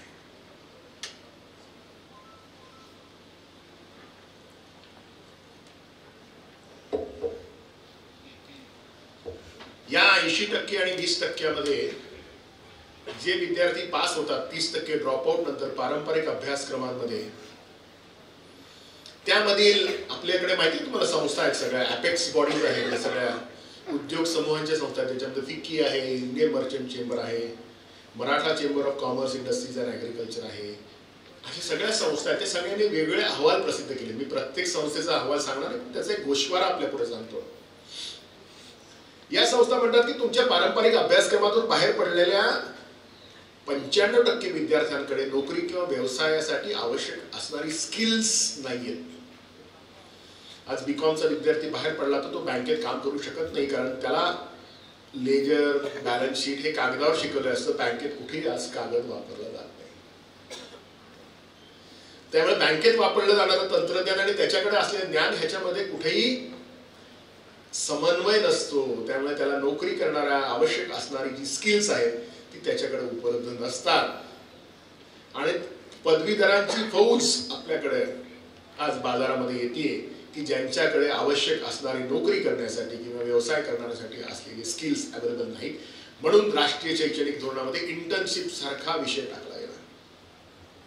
आंतरवासिता, याच्यामध्ये कोणाकडे तरी जाऊन तुम्ही काम केल्याचं सर्टिफिकेट आणायचं नाहीये, तर तुमच्या विषयातल्या रिलेटेड एखादी आस्थापना असेल, त्या आस्थापनेमध्ये जाऊन तिथे कसं काम केलं जातं, त्यांचे व्हॅल्यूज काय आहेत, त्यांच्या कंपनीचे एथिक्स काय आहेत, तिथली कार्यसंस्कृती काय आहे, ह्याचा अनुभव तुम्हाला 2 महिने 1.5 महिना त्या सगळ्या आस्थापनात जाऊन घ्यायचा आहे. तिथून परत आल्यानंतर तुम्हाला कळेल की जे ज्ञान वर्गात मिळवण्यासाठी तुम्ही पळून जाता, वर्गात बसत नाही, ते वर्गात बसणं आवश्यक आहे. ते जर तुम्हाला कळला नाही, तो विषय समजला नाही, तर तो व्यवहारात आणि व्यवसायात कसा वापरायचा याचं ज्ञान मला होणार नाही. सावित्रीबाई फुले पुणे विद्यापीठाच्या गीतामध्ये लिहिले, ज्ञान बनू कर्मशील कर्मज्ञानवान. Knowledge into action. ज्ञानाचं जर रूपांतरण आम्हाला कर्मात करता आलं नाही तर त्याचा काही उपयोग होत नाही. समजा मी तुम्हाला एक छान सर्टिफिकेट दाखवलं, गोल्डन एम्बॉसिंग केलेलं, की मला परफॉर्मिंग आर्ट घेतली, की तबला या विषयामध्ये माझ्याकडे मास्टर्स डिग्री आहे, मी पहिला आलो आहे, मला चांगले गुण पडले आहेत किंवा चांगली ग्रेड पडली आहे. तुम्हाला ते दाखवलं, तुमच्या LCD वर दाखवलं, तुम्ही सगळ्यांनी टाळ्या वाजवल्या, अभिनंदन केलं. पुढच्या वेळी आलो, परत तेच सर्टिफिकेट दाखवलं, तुम्ही म्हणाल सर ते बरोबर आहे, त्यात जे लिहिलंय ते तुम्हाला प्रात्यक्षिक रूपात दाखवता येतं का, परफॉर्म करता येतं का? कुठलंही ज्ञान जर मला परफॉर्म करता येत नसेल, प्रत्यक्षात दाखवता येत नसेल, तर त्या ज्ञानाचा काही उपयोग आहे का? आहे का? सगळे विद्यार्थी, कोरोनामध्ये मी ऑनलाईन क्रिकेट खेळत होतो असं समजा, ब्ल्यू टिक होती माझी, MPL का काहीतरी ऍप असतं ना, त्याच्यामध्ये अधिकृत माझं अकाउंट होतं. 10,000 रन मी काढल्या. आणखीन काय काय स्कोर होता तो सगळ्यात चांगला होता. त्याची मी प्रिंट काढली समजा, आणि मुंबई क्रिकेट असोसिएशनच्या कार्यालयात गेलो आणि त्यांना सांगितलं की मला तुमच्या संघामध्ये संधी द्या. देतील का नाही देणार? पण आमच्या विद्यार्थ्यांना असं वाटतं कागदावर असलेलं ज्ञान, पर्सेंटेज, ग्रेड दाखवून त्यांना नोकरी मिळाली पाहिजे. तुम्ही जिथं नोकरी करणार आहात किंवा व्यवसाय करणार आहात, हे सगळे व्यावसायिक आस्थापना आहेत, बरोबर ना? समाजकार्य करणारे लोक आहेत का? तुमची डिग्री पाहून तुमच्या ऑर्गनायझेशनला व्यवसाय मिळणार आहे का? नाही मिळणार आहे.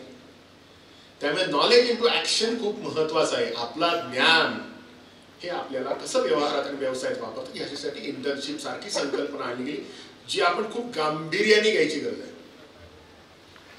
कुठल्या तरी वडिलांच्या मित्राकडे, आईच्या कुठल्या तरी नातेवाईकांकडे, आपल्या ओळखीच्या कोणाकडे गेलो आणि 2 महिने काम केल्याचं सर्टिफिकेट घेऊन आलो, तर त्यांनी फसवणूक कोणाची होणार आहे? तुमचीच.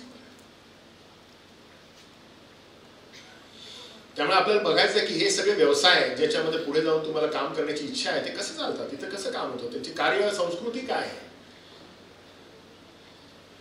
मर्सिडीज बेन्झ सारख्या एका कंपनीमध्ये आमच्या MBA विद्यार्थ्याला आम्ही खूप कष्टाने इंटर्नशिप दिली. ती कंपनी चाकणला, विद्यार्थी सिंहगड रोडला राहायचा. कंपनी 8 वाजता उघडते आणि 8 वाजून 1 मिनिटांनी जर मॅनेजर उशिरा आला तर 1 मिनिटासाठी 1,000 रुपये दंड त्याला द्यायला लागतो. सोशल कॉजसाठी. इतकं प्रिसिजन त्यांच्या अटेंडन्स मध्ये पण आहे. आमचा विद्यार्थी कधी 8ला उठतच नाही, तो एकदाही पोहोचला नाही. मग त्यांनी सांगितलं आमच्या कार्यसंस्कृतीमध्ये तुमचा विद्यार्थी बसत नाही, तो कितीही हुशार असला तरी त्याला आम्ही इंटर्नशिप देऊ शकत नाही. त्यामुळे ही कार्यसंस्कृती, ती डिसिप्लिन तुम्हाला शिकण्याची आवश्यकता आहे. आपण ज्या विषयात सुरू केलं की 95% विद्यार्थ्यांकडे पारंपरिक अभ्यासक्रमाला नोकरी किंवा व्यवसाय करण्याला आवश्यक असणारी स्किल्स ही उपलब्ध नाहीत. त्याच्यानंतर 20% विद्यार्थी हे इंजिनिअरिंग, मॅनेजमेंट, फार्मसी, आर्किटेक्चर अशा अभ्यासक्रमांकडे जातात. त्याच्यामध्ये साधारण 15 ते 20% हा ड्रॉप आउट रेशो आहे. इंजिनिअरिंग मध्ये सगळ्यात जास्त आहे ऍव्हरेज. आणि त्यानंतर जेव्हा विद्यार्थी 4 वर्षाचा अभ्यासक्रम करून बाहेर पडतो तेव्हा जवळपास 80% विद्यार्थ्यांकडे नोकरी करण्यायोग्य किंवा व्यवसाय करण्यायोग्य कौशल्य उपस्थित नाहीत. पर्सेंटेज वेगवेगळे दिले म्हणजे लक्षात घ्या, एवढं मोठं शिक्षणाचं व्यवस्था आम्ही अनेक वर्ष चालवतो आहोत, परंतु आपण पहिल्यांदा विचार केला या सगळ्या व्यवस्थेतून बाहेर पडणाऱ्या तरुणांचं काय. तुम्हाला माहिती आहे भारतामध्ये जवळपास 1100 विद्यापीठ आहेत. त्याच्यामध्ये 64 या केंद्रीय विद्यापीठ आहेत. जवळपास 548 ही स्टेट, पब्लिक स्टेट युनिव्हर्सिटीज आहेत. 131 संस्था ज्या आहेत त्या स्पेशलाइज तयार केलेल्या, ज्याच्यामध्ये IIM असेल, IIT असेल, आयसर असेल, अशा सगळ्या संस्था आहेत. आणि या सगळ्यांच्या व्यतिरिक्त आमच्याकडे 45,000 महाविद्यालय आहेत. म्हणजे 1100 विद्यापीठ, 131 विशेष संस्था ज्यांची निर्मिती केली आहे आणि 45,000 महाविद्यालय आमच्याकडे आहेत. या सगळ्या महाविद्यालयांचा पसारा लक्षात घेतला आणि त्यातून बाहेर पडणारा विद्यार्थी जर आम्हाला अपेक्षित नागरिक म्हणून घडत नसेल तर आम्हाला कुठेतरी या धोरणाकडे, आमच्या शिक्षण व्यवस्थेकडे पुन्हा एकदा बघायची गरज आहे, धांडोळा घ्यायची गरज आहे. आणि म्हणून कस्तुरीरंगन समितीला हे काम दिलं गेलं की याच्यामध्ये आपल्याला कसे बदल घडवता येतील. सगळ्यात महत्वाचा भाग याच्यामध्ये आणला, स्टँडर्डायझेशन केलं. तुम्हाला सगळ्यांना माहिती ना 1 लिटर दूध म्हणजे किती ml माहितीये? 1000 ml का नाही माहितीये ना. आपल्याकडे मास्टर डिग्री एका विद्यापीठात 1800 मार्काची, 30 डिग्री दुसऱ्या विद्यापीठामध्ये 2200 मार्काची, 30 डिग्री तिसऱ्या विद्यापीठामध्ये 2400 मार्काची, 30 डिग्री चौथ्या विद्यापीठामध्ये 2800 मार्काची, असा फरक होता. कारण त्या विद्यापीठाने आपल्या मनाप्रमाणे त्याची मार्क ठरवले होते. आज आपण प्रत्येक सेमिस्टरला, प्रत्येक सत्राला 20 ते 22 क्रेडिट असं आपण फ्लेक्सिबिलिटी दिली आहे. एका वर्षामध्ये 40 ते 44 क्रेडिट असं आपण दिलेलं आहे. त्यामुळे लेवल दिली आहे 4.5, 5, 5.5 आणि 6 4 वर्षाचा अभ्यासक्रम केला तर स्टँडर्डायझेशन केले. तुम्ही कुठेही करा, अभ्यासक्रमाचं प्रमाणीकरण यापूर्वी कधीही झालेलं नव्हतं. त्यामुळे समजा MA 1800 मार्कांनी पूर्ण केलेला विद्यार्थी आणि MA 2800 मार्कांनी पूर्ण केलेला विद्यार्थी याच्यात समकक्षता कशी द्यायची हो? 1000 मार्क जास्त शिकलाय ना, अशी काही व्यवस्थाच नव्हती आपल्याकडे. तुम्ही माहिती घेऊन बघा. आज आपल्याकडे सगळं स्टँडर्डायझेशन झालंय. त्यामुळे मास्टर डिग्री किती क्रेडिटची असावी, कुठल्या लेवलची असावी, त्याच्यामध्ये काय असावं, संशोधनाला वाव काय असावा, या सगळ्या गोष्टी आज आपल्या राष्ट्रीय शैक्षणिक धोरणामध्ये आल्या आहेत. यात सगळ्यात महत्वाचा भाग आहे की भारतामध्ये आम्हाला माहिती आहे की आमचा ग्रामीण भाग अधिक सक्षम होता. ब्रिटिश राज्य येण्याच्या पूर्वी स्वयंपूर्ण होता. आमची खेडी स्वयंपूर्ण होती. आमच्या सगळ्या व्यवस्था या स्वयंपूर्ण होत्या. 50 वर्ष ब्रिटिश राजवट झाल्यानंतर एक अहवाल ब्रिटिश संसदेत जेव्हा सादर केला गेला ब्रिटिशांनी, त्याच्यामध्ये त्यांनी सांगितले की 1 लाखापेक्षा अधिक गुरुकुल या भारतामध्ये आत्ता आहेत. 50 वर्षानंतर सुद्धा गुरुकुल सगळी ग्रामीण भागात होती. आज आपण महिलांच्या, स्त्रियांच्या मोफत शिक्षणाविषयी बोलतोय, ते सगळ्यांसाठी मोफत होतं. सगळ्यात पहिले ब्रिटिशांनी काय केलं तर गावातलं सगळं शिक्षण बंद केलं आणि फक्त शहरामध्ये गेलं. ज्ञानाची दारं ग्रामीण भागामधली बंद करण्यात आली आणि ती सगळी शिक्षणामध्ये शहरामध्ये वेगवेगळी मोठी कॉलेज काढून तिथं नेली की जेणेकरून त्यांना अपेक्षित असलेलं शिक्षण त्यांना देता येईल आणि ते शहरी भागातलं असेल. आज ग्रामीण भागात रोजगार निर्मिती हवी आहे, आम्हाला हवी आहे निश्चित. आज ग्रामीण भागामध्ये ज्ञानाची निर्मिती हवी आहे, निश्चितपणे हवी आहे. आज आमच्या संस्थेच्या परिघामध्ये 25 किलोमीटरवर जे काही प्रश्न आहेत त्या प्रश्नांवर उत्तर कोणी काढायची तर ती आम्ही काढायची. मध्यंतरी आपली बातमी होती की भारतामध्ये 5 परदेशी विद्यापीठांना LOI देण्यात आलं आणि मुंबईमध्ये, नवी मुंबईमध्ये ती येणार आहेत आणि मग चर्चा सुरू झाली की मग आमचं काय होणार, काही होणार नाही. तुमची संस्था आहे त्याची एक इकोसिस्टीम आहे, ती समाजाशी जोडलेली गेलेली आहे, बरोबर आहे की नाही. नुसती बिल्डिंग इथनं काढली आणि 200 किलोमीटर निघून गेली म्हणजे संस्था ट्रान्सफर होणार नाही. तसंच हार्वर्ड सारखी संस्था असेल, केम्ब्रिज सारखी संस्था असेल, स्टॅनफोर्ड सारखी संस्था असेल, त्यांची नाळ तिथल्या स्थानिक लोकांची, स्थानिक उद्योगांची जुळलेली आहे. त्यांच्या सारखी बिल्डिंग आपण मुंबईमध्ये बांधली म्हणजे ती संस्था मुंबईमध्ये आली असं म्हणता येणार नाही. कारण स्टॅनफोर्ड मधले सगळे उद्योजक स्टॅनफोर्डच्या प्राध्यापकांमध्ये जातात आणि त्यांना विचारतात की आमच्या औद्योगिक आस्थापनेमध्ये हे प्रश्न आहेत आणि स्टॅनफोर्डचे PhD विद्यार्थी आणि तिथले प्राध्यापक मिळून त्या प्रश्नांना संशोधनातून उत्तर शोधतात. आणि म्हणून आमच्या राष्ट्रीय शैक्षणिक धोरणामध्ये संशोधनाला महत्व खूप दिलेलं आहे. आज तुम्ही काय करताय लक्षात घ्या, आपलं सगळं शिक्षण व्यवस्था जी आहे ती स्मरणशक्तीशी आधारित आहे, बरोबर आहे ना. मी मॅनेजमेंटचा असल्यामुळे तिथलं उदाहरण देतो. फिलिप कोटलर नावाचा मॅनेजमेंटचा गुरु आहे, ते मार्केटिंगमध्ये त्याची भरपूर पुस्तकं आहेत आणि सगळे शिक्षक ती पुस्तकं वाचतात. फिलिप कोटलरच्या सगळ्या व्याख्या समजा मी आत्मसात केल्या, अगदी स्वल्पविराम अल्पविराम न चुकता त्या व्याख्या म्हणल्या, मला मार्क परीक्षेत 100 पैकी 100 मिळतो, बरोबर ना, काहीच चूक नाही. परंतु जेव्हा मी नोकरीसाठी गेलो आणि मला माझ्या क्लायंटकडे पाठवण्यात आलं कंपनीकडून आणि तिथे जाऊन मी सगळ्या व्याख्या म्हणून दाखवल्या, मला व्यवसाय मिळणार आहे का? मिळणार आहे का? ज्याच्यामुळे मला 100 पैकी 100 मार्क मिळाले तीच गोष्ट जर मी प्रॅक्टिकली समोर घेऊन गेलो आणि सगळ्या व्याख्या म्हणून दाखवल्या तर मला व्यवसाय मिळणार आहे का? मिळणार नाही. याचा अर्थच असा, आज तुमच्या मोबाईलमध्ये तुमच्यापेक्षा जास्त स्मरणशक्ती आहे, आज तुमच्या कॉम्प्युटरमध्ये तुमच्यापेक्षा जास्त स्टोअर करण्याची. त्यामुळे मागच्या पानावरून पुढे, पूर्वी काय होतं, ज्ञान स्टोअर करण्यासाठी पुस्तकं नव्हती, त्यामुळे ते मुखोद्गत एका पिढीकडून दुसऱ्या पिढीकडे जात होतं. आज तशी गरज आहे का? आज तशी गरज नाही. तुम्ही गुगलला टाकलं तर 2 मिनिटांमध्ये तुम्हाला ते सगळी माहिती मिळू शकते. तुम्हाला तुमच्या मेंदूवर ताण देण्याचे उपयोग नाही. पण त्या व्याख्येचा उपयोग व्यवसाय करण्यासाठी कसा करायचा हे आम्हाला कधी कोणी शिकवलं नाही. त्याची गरज आहे की नाही? आज आम्हाला स्विमिंगच्या सगळ्या व्याख्या येत आहेत, सगळे फोटो येत आहेत, सगळे पोस्चर्स येत आहेत. आमचा सर्टिफिकेट कोर्स ऑनलाईन झालाय तर आम्ही स्विमिंग करू शकू का? हो का नाही? नाही करणार, तर त्यासाठी पाण्यात पडायला लागतं.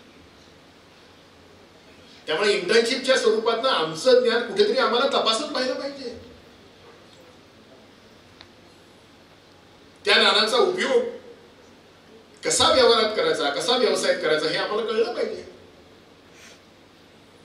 आज आम्ही फक्त पदवी मिळायच्या मागे लागतो, पदविका मिळायच्या मागे लागतो, पदवी मिळायच्या मागे लागतो आणि तिथंच आमचं आयुष्य थांबतं. आम्हाला वाटतं आपोआप मला नोकरी मिळेल.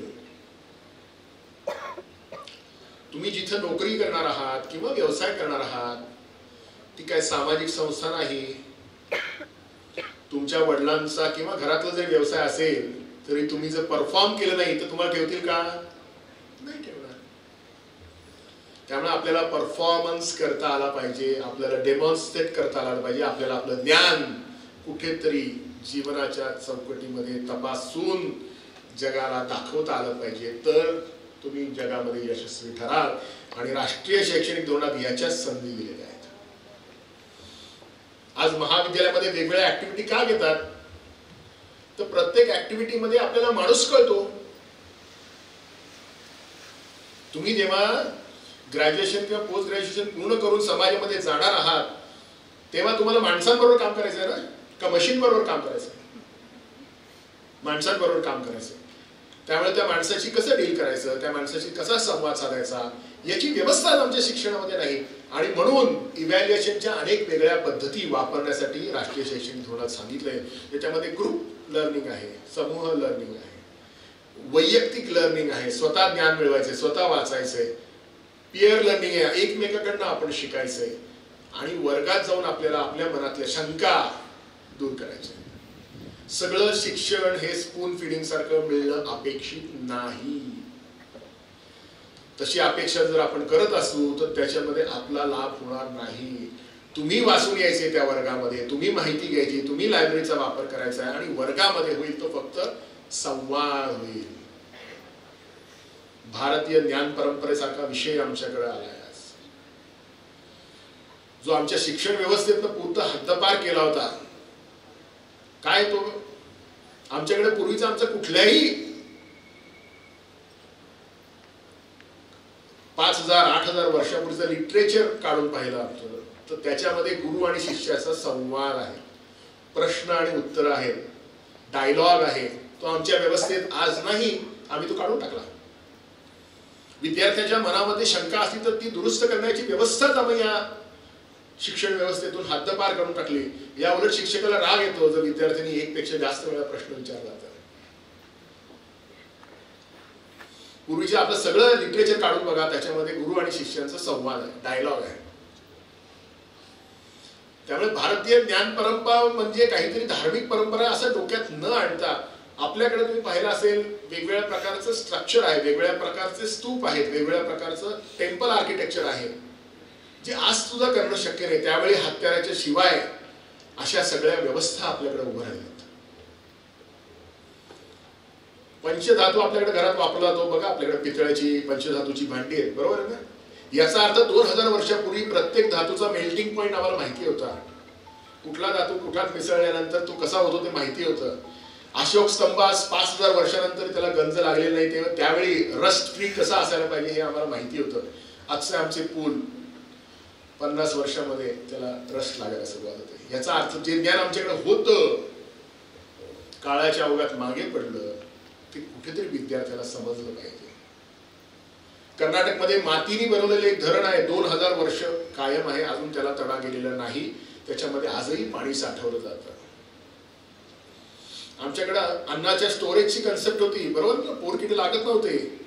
मग हे जे ज्ञान आमच्याकडे आहे ते ज्ञान कुठेतरी आपल्या विद्यार्थ्याला कळलं पाहिजे. सगळं पाश्चात्य देशातनं आलं किंवा पाश्चात्य जगातनं आलं म्हणजेच चांगलं आहे असं समजतं. आयुर्वेद आहे आमच्याकडं, झाडपाल्याची औषधे आहेत आमच्याकडं, वेगवेगळ्या आदिवासी समूहांनी डेव्हलप केलेले काही मेडिसिन्स आहेत. त्यामुळे लेवल दिली 4.5, 5, 5.5 आणि 6 4 वर्षाचा अभ्यासक्रम केला तर स्टँडर्डायझेशन केले. तुम्ही कुठेही करा, अभ्यासक्रमाचं प्रमाणीकरण यापूर्वी कधीही झालेलं नव्हतं. त्यामुळे समजा MA 1800 मार्कांनी पूर्ण केलेला विद्यार्थी आणि MA 2800 मार्कांनी पूर्ण केलेला विद्यार्थी याच्यात समकक्षता कशी द्यायची हो?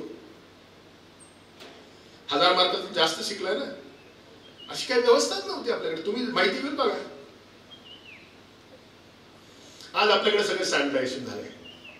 त्यामुळे मास्टर डिग्री किती क्रेडिटची असावी, कुठल्या लेवलची असावी, त्याच्यामध्ये काय असावं, संशोधनाला वाव काय असावा, या सगळ्या गोष्टी आज आपल्या राष्ट्रीय शैक्षणिक धोरणामध्ये आल्या आहेत. यात सगळ्यात महत्वाचा भाग आहे की भारतामध्ये आम्हाला माहिती आहे की आमचा ग्रामीण भाग अधिक सक्षम होता. ब्रिटिश राज्य येण्याच्या पूर्वी स्वयंपूर्ण होता, आमची खेडी स्वयंपूर्ण होती. आमच्या सगळ्या व्यवस्था या स्वयंपूर्ण होत्या. 50 वर्ष ब्रिटिश राजवट झाल्यानंतर एक अहवाल ब्रिटिश संसदेत जेव्हा सादर केला गेला ब्रिटिशांनी, त्याच्यामध्ये त्यांनी सांगितले की 1 लाखापेक्षा अधिक गुरुकुल या भारतामध्ये आत्ता आहेत. 50 वर्षानंतर सुद्धा गुरुकुल सगळी ग्रामीण भागात होती आज आपण महिलांच्या स्त्रियांच्या मोफत शिक्षणाविषयी बोलतोय, ते सगळ्यांसाठी मोफत होतं. सगळ्यात पहिले ब्रिटिशांनी काय केलं तर गावातलं सगळं शिक्षण बंद केलं आणि फक्त शहरामध्ये गेलं. ज्ञानाची दारं ग्रामीण भागामधली बंद करण्यात आली आणि ती सगळी शिक्षणामध्ये शहरामध्ये वेगवेगळी मोठी कॉलेज काढून तिथं नेली की जेणेकरून त्यांना अपेक्षित असलेलं शिक्षण त्यांना देता येईल आणि ते शहरी भागातलं असेल. आज ग्रामीण भागात रोजगार निर्मिती हवी आहे, आम्हाला हवी आहे निश्चित. आज ग्रामीण भागामध्ये ज्ञानाची निर्मिती हवी आहे, निश्चितपणे हवी आहे. आज आमच्या संस्थेच्या परिघामध्ये 25 किलोमीटरवर जे काही प्रश्न आहेत त्या प्रश्नांवर उत्तर कोणी काढायची तर ती आम्ही काढायची. मध्यंतरी आपली बातमी होती की भारतामध्ये 5 परदेशी विद्यापीठांना LOI देण्यात आलं आणि मुंबईमध्ये, नवी मुंबईमध्ये ती येणार आहेत. आणि मग चर्चा सुरू झाली की मग आमचं काय होणार? काही होणार नाही. तुमची संस्था आहे त्याची एक इकोसिस्टीम आहे, ती समाजाशी जोडलेली गेलेली आहे, बरोबर आहे की नाही? नुसती बिल्डिंग इथनं काढली आणि 200 किलोमीटर निघून गेली म्हणजे संस्था ट्रान्सफर होणार नाही. तसंच हार्वर्ड सारखी संस्था असेल, केम्ब्रिज सारखी संस्था असेल, स्टॅनफोर्ड सारखी संस्था असेल, त्यांची नाळ तिथल्या स्थानिक लोकांची, स्थानिक उद्योगांची जुळलेली आहे. त्यांच्या सारखी बिल्डिंग आपण मुंबईमध्ये बांधली म्हणजे ती संस्था मुंबईमध्ये आली असं म्हणता येणार नाही. कारण स्टॅनफोर्ड मधले सगळे उद्योजक स्टॅनफोर्डच्या प्राध्यापकांमध्ये जातात आणि त्यांना विचारतात की आमच्या औद्योगिक आस्थापनेमध्ये हे प्रश्न आहेत आणि स्टॅनफोर्डचे PhD विद्यार्थी आणि तिथले प्राध्यापक मिळून त्या प्रश्नांना संशोधनातून उत्तर शोधतात. आणि म्हणून आमच्या राष्ट्रीय शैक्षणिक धोरणामध्ये संशोधनाला महत्व खूप दिलेलं आहे. आज तुम्ही काय करताय लक्षात घ्या, आपलं सगळं शिक्षण व्यवस्था जी आहे ती स्मरण शक्तीशी आधारित आहे, बरोबर आहे ना? मी मॅनेजमेंटचा असल्यामुळे तिथलं उदाहरण देतो. फिलिप कोटलर नावाचा मॅनेजमेंटचा गुरु आहे, ते मार्केटिंगमध्ये त्याची भरपूर पुस्तकं आहेत आणि सगळे शिक्षक ती पुस्तकं वाचतात. फिलिप कोटलरच्या सगळ्या व्याख्या समजा मी आत्मसात केल्या, अगदी स्वल्पविराम अल्पविराम न चुकता त्या व्याख्या म्हणल्या, मला मार्क परीक्षेत 100 पैकी 100 मिळतो, बरोबर ना? काहीच चूक नाही. परंतु जेव्हा मी नोकरीसाठी गेलो आणि मला माझ्या क्लायंटकडे पाठवण्यात आलं कंपनीकडून आणि तिथे जाऊन मी सगळ्या व्याख्या म्हणून दाखवल्या, मला व्यवसाय मिळणार आहे का? मिळणार आहे का? ज्याच्यामुळे मला 100 पैकी 100 मार्क मिळाले तीच गोष्ट जर मी प्रॅक्टिकली समोर घेऊन गेलो आणि सगळ्या व्याख्या म्हणून दाखवल्या तर मला व्यवसाय मिळणार आहे का? मिळणार नाही. याचा अर्थच असा, आज तुमच्या मोबाईलमध्ये तुमच्यापेक्षा जास्त स्मरण शक्ती आहे, आज तुमच्या कॉम्प्युटरमध्ये तुमच्यापेक्षा जास्त स्टोअर करण्याची. त्यामुळे मागच्या पानावरून पुढे, पूर्वी काय होतं, ज्ञान स्टोअर करण्यासाठी पुस्तकं नव्हती, त्यामुळे ते मुखोद्गत एका पिढीकडून दुसऱ्या पिढीकडे जात होतं. आज तशी गरज आहे का? आज तशी गरज नाही. तुम्ही गुगलला टाकलं तर 2 मिनिटांमध्ये तुम्हाला ते सगळी माहिती मिळू शकते. तुम्हाला तुमच्या मेंदूवर ताण देण्याची उपयोग नाही. पण त्या व्याख्येचा उपयोग व्यवसाय करण्यासाठी कसा करायचा हे आम्हाला कधी कोणी शिकवलं नाही. त्याची गरज आहे की नाही? आज आम्हाला स्विमिंगच्या सगळ्या व्याख्या येत आहेत, सगळे फोटो येत आहेत, सगळे पोस्चर्स येत आहेत. आमचा सर्टिफिकेट कोर्स ऑनलाईन झालाय तर आम्ही स्विमिंग करू शकू का? हो का नाही? नाही करणार, तर त्यासाठी पाण्यात पडायला लागतं. त्यामुळे इंटर्नशिपच्या स्वरूपात आमचं ज्ञान कुठेतरी आम्हाला तपासत पाहिलं पाहिजे. त्या ज्ञानाचा उपयोग कसा व्यवहारात करायचा, कसा व्यवसायात करायचा हे आम्हाला कळलं पाहिजे. आज आम्ही फक्त पदवी मिळायच्या मागे लागतो, पदविका मिळायच्या मागे लागतो, पदवी मिळायच्या मागे लागतो आणि तिथंच आमचं आयुष्य थांबतं. आम्हाला वाटतं आपोआप मला नोकरी मिळेल. तुम्ही जिथं नोकरी करणार आहात किंवा व्यवसाय करणार आहात ती काय सामाजिक संस्था नाही. तुमच्या वडिलांचा किंवा घरातला जर व्यवसाय असेल तरी तुम्ही जर परफॉर्म केलं नाही तर तुम्हाला ठेवतील का? नाही ठेवणार. त्यामुळे आपल्याला परफॉर्मन्स करता आला पाहिजे, आपल्याला डेमॉन्स्ट्रेट करता आलं पाहिजे, आपल्याला आपलं ज्ञान कुठेतरी जीवनाच्या चौकटीमध्ये तपासून जगाला दाखवता आलं पाहिजे, तर तुम्ही जगामध्ये यशस्वी ठराल. आणि राष्ट्रीय शैक्षणिक धोरणात याच्याच संधी दिलेल्या आहेत. आज महाविद्यालयामध्ये वेगवेगळ्या ऍक्टिव्हिटी का घेतात, तर प्रत्येक ऍक्टिव्हिटीमध्ये आपल्याला माणूस कळतो. तुम्ही जेव्हा ग्रॅज्युएशन किंवा पोस्ट ग्रॅज्युएशन पूर्ण करून समाजामध्ये जाणार आहात, तेव्हा तुम्हाला माणसांबरोबर काम करायचं आहे ना, का मशीन बरोबर काम करायचं? माणसांबरोबर काम करायचं. त्यामुळे त्या माणसाशी कसं डील करायचं, त्या माणसाशी कसा संवाद साधायचा, याची व्यवस्था आमच्या शिक्षणामध्ये नाही. आणि म्हणून इव्हॅल्युएशनच्या अनेक वेगळ्या पद्धती वापरण्यासाठी राष्ट्रीय शैक्षणिक धोरणात सांगितलंय. त्याच्यामध्ये ग्रुप लर्निंग आहे, समूह लर्निंग आहे, वैयक्तिक लर्निंग आहे, स्वतः ज्ञान मिळवायचे, स्वतः वाचायचंय, पिअर लर्निंग आहे, एकमेकांकडनं आपण शिकायचंय, आणि वर्गात जाऊन आपल्याला आपल्या मनातल्या शंका दूर करायच्या. सगळं शिक्षण हे स्पून फिडिंग सारखं मिळणं अपेक्षित नाही. तशी अपेक्षा जर आपण करत असू तर त्याच्यामध्ये आपला लाभ होणार नाही. तुम्ही वाचून यायचे त्या वर्गामध्ये, तुम्ही माहिती घ्यायची, तुम्ही लायब्ररीचा वापर करायचा आहे, आणि वर्गामध्ये होईल तो फक्त संवाद होईल. भारतीय ज्ञान परंपरेसारखा विषय आमच्याकडे आलाय आज, जो आमच्या शिक्षण व्यवस्थेतनं पूर्ण हद्दपार केला होता. काय तो आमच्याकडे पूर्वीचा आमचा कुठल्याही 5000 8000 वर्षापूर्वीचं लिटरेचर काढून पाहिलं आमचं, तर त्याच्यामध्ये गुरु आणि शिष्याचा संवाद आहे, प्रश्न आणि उत्तर आहेत, डायलॉग आहे. तो आमच्या व्यवस्थेत आज नाही, आम्ही तो काढून टाकला. विद्यार्थ्याच्या मनामध्ये शंका असली तर ती दुरुस्त करण्याची व्यवस्थाच आम्ही या शिक्षण व्यवस्थेतून हद्दपार करून टाकली. या उलट शिक्षकाला राग येतो जर विद्यार्थ्यांनी एकपेक्षा जास्त वेळा प्रश्न विचारला तर. पूर्वीचे आपलं सगळं लिटरेचर काढून बघा, त्याच्यामध्ये गुरु आणि शिष्यांचा संवाद आहे, डायलॉग आहे. त्यामुळे भारतीय ज्ञान परंपरा म्हणजे काहीतरी धार्मिक परंपरा असं डोक्यात न आणता, आपल्याकडे तुम्ही पाहिलं असेल वेगवेगळ्या प्रकारचं स्ट्रक्चर आहे, वेगवेगळ्या प्रकारचे स्तूप आहेत, वेगवेगळ्या प्रकारचं टेम्पल आर्किटेक्चर आहे, जे आज सुद्धा करणं शक्य नाही. त्यावेळी हत्याराच्या शिवाय अशा सगळ्या व्यवस्था आपल्याकडे उभ्या राहिल्यात. पंचधातू आपल्याकडे घरात वापरला जातो बघा, आपल्याकडे पितळ्याची पंचधातूची भांडी आहेत, बरोबर आहे ना. याचा अर्थ 2000 वर्षापूर्वी प्रत्येक धातूचा मेल्टिंग पॉइंट आम्हाला माहिती होता. कुठला धातू कुठात मिसळल्यानंतर तो कसा होतो ते माहिती होतं. अशोक स्तंभास 5000 वर्षानंतर त्याला गंज लागलेले नाही, तेव्हा त्यावेळी रस्ट फ्री कसा असायला पाहिजे हे आम्हाला माहिती होतं. आजचे आमचे पूल 50 वर्षामध्ये त्याला रस्ट लागायला सुरुवात होते. याचा अर्थ जे ज्ञान आमच्याकडे होतं काळाच्या ओघात मागे पडलं, ते कुठेतरी विद्यार्थ्याला समजलं पाहिजे. कर्नाटकमध्ये मातीने बनवलेले एक धरण आहे, 2000 वर्ष कायम आहे, अजून त्याला तडा गेलेला नाही. त्याच्यामध्ये आजही पाणी साठवलं जातं. आमच्याकडे अन्नाच्या स्टोरेजची कन्सेप्ट होती, बरोबर ना, पोरकिटे लागत नव्हते.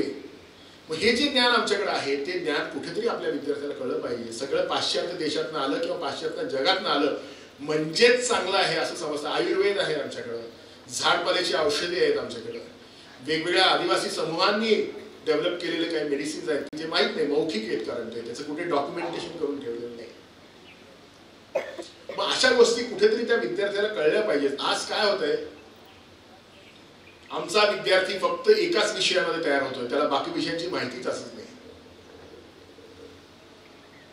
मल्टी डिसिप्लिनरी आणि ट्रान्स डिसिप्लिनरी अशी संकल्पना आहे, पाहिली, ऐकली तुम्ही? याचा उपयोग काय? काहीतरी शिकायचं असं नाही, ती काय भेळ नाहीये, भेसळ नाहीये, मिक्स नाहीये.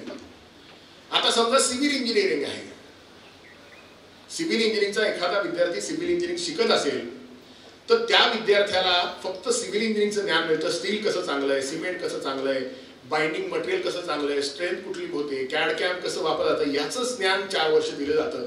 परंतु ज्या ठिकाणी तो पूल उभारणार आहे, ज्या ठिकाणी तो इमारत उभारणार आहे, त्या ठिकाणच्या मानवी वस्तीच्या विस्थापनाचं काय हे त्याच्या सिलेबसमध्ये नाही. आणि म्हणून एखादा धरण उभारल्यानंतर 100 वर्ष 3 पिढ्या लोक विस्थापित होतात, कारण ते ज्ञान करणाऱ्याला दिलंच नाहीये. तिथली जैवविविधतेचं काय नुकसान करतोय ह्याचा अभ्यास त्याला होतच नाही. तिथल्या मनुष्य व्यक्तीपर्यंत किती आघात करतोय याचं ज्ञान त्याला होत नाही. किती गावं पाण्याखाली जाणार आहे, त्याचं नुकसान आपण कसं कमी करू शकतो याचं ज्ञान त्याला दिलं जाते. तो फक्त त्याची स्ट्रेंथ विषयी बघतो, त्याच्याविषयी बघतो, त्याच्या ज्ञानाविषयी बघतो, त्याचा ब्रिज किंवा त्याचं डॅम 100 वर्ष कसा टिकेल बघतो. पण मानव व्यवस्थेवर असेल, पर्यावरणावर असेल, इकोसिस्टीमवर असेल, पशुपक्षी नदी नाल्यांवर होणारा परिणाम कुठेही त्याच्या अभ्यासक्रमाचा भाग नसल्यामुळे त्याच्याकडे तो बघतच नाही. आणि आज आपण बघतो मोठमोठी स्ट्रक्चर उभी राहिली. हिंजवडीमध्ये तुम्ही वाचलं असेल, काही बघितलं नाही. नैसर्गिक ओढे नाले काही बघितलं नाही. त्याला फक्त स्ट्रक्चर उभं करायचं होतं. आणि रस्त्यावर नद्या उभ्या राहिल्या. याचं कारण काय? कारण आम्ही एकांगी शिक्षण दिलं. आम्ही शिक्षणामधली माणुसकीच त्याची हरवून टाकली. मानवतेचा विचार करून इम्प्लिमेंटेशन, निर्णय क्षमता करण्याची आमची ताकदच आम्ही शिक्षणामध्ये त्याला दिली नाही.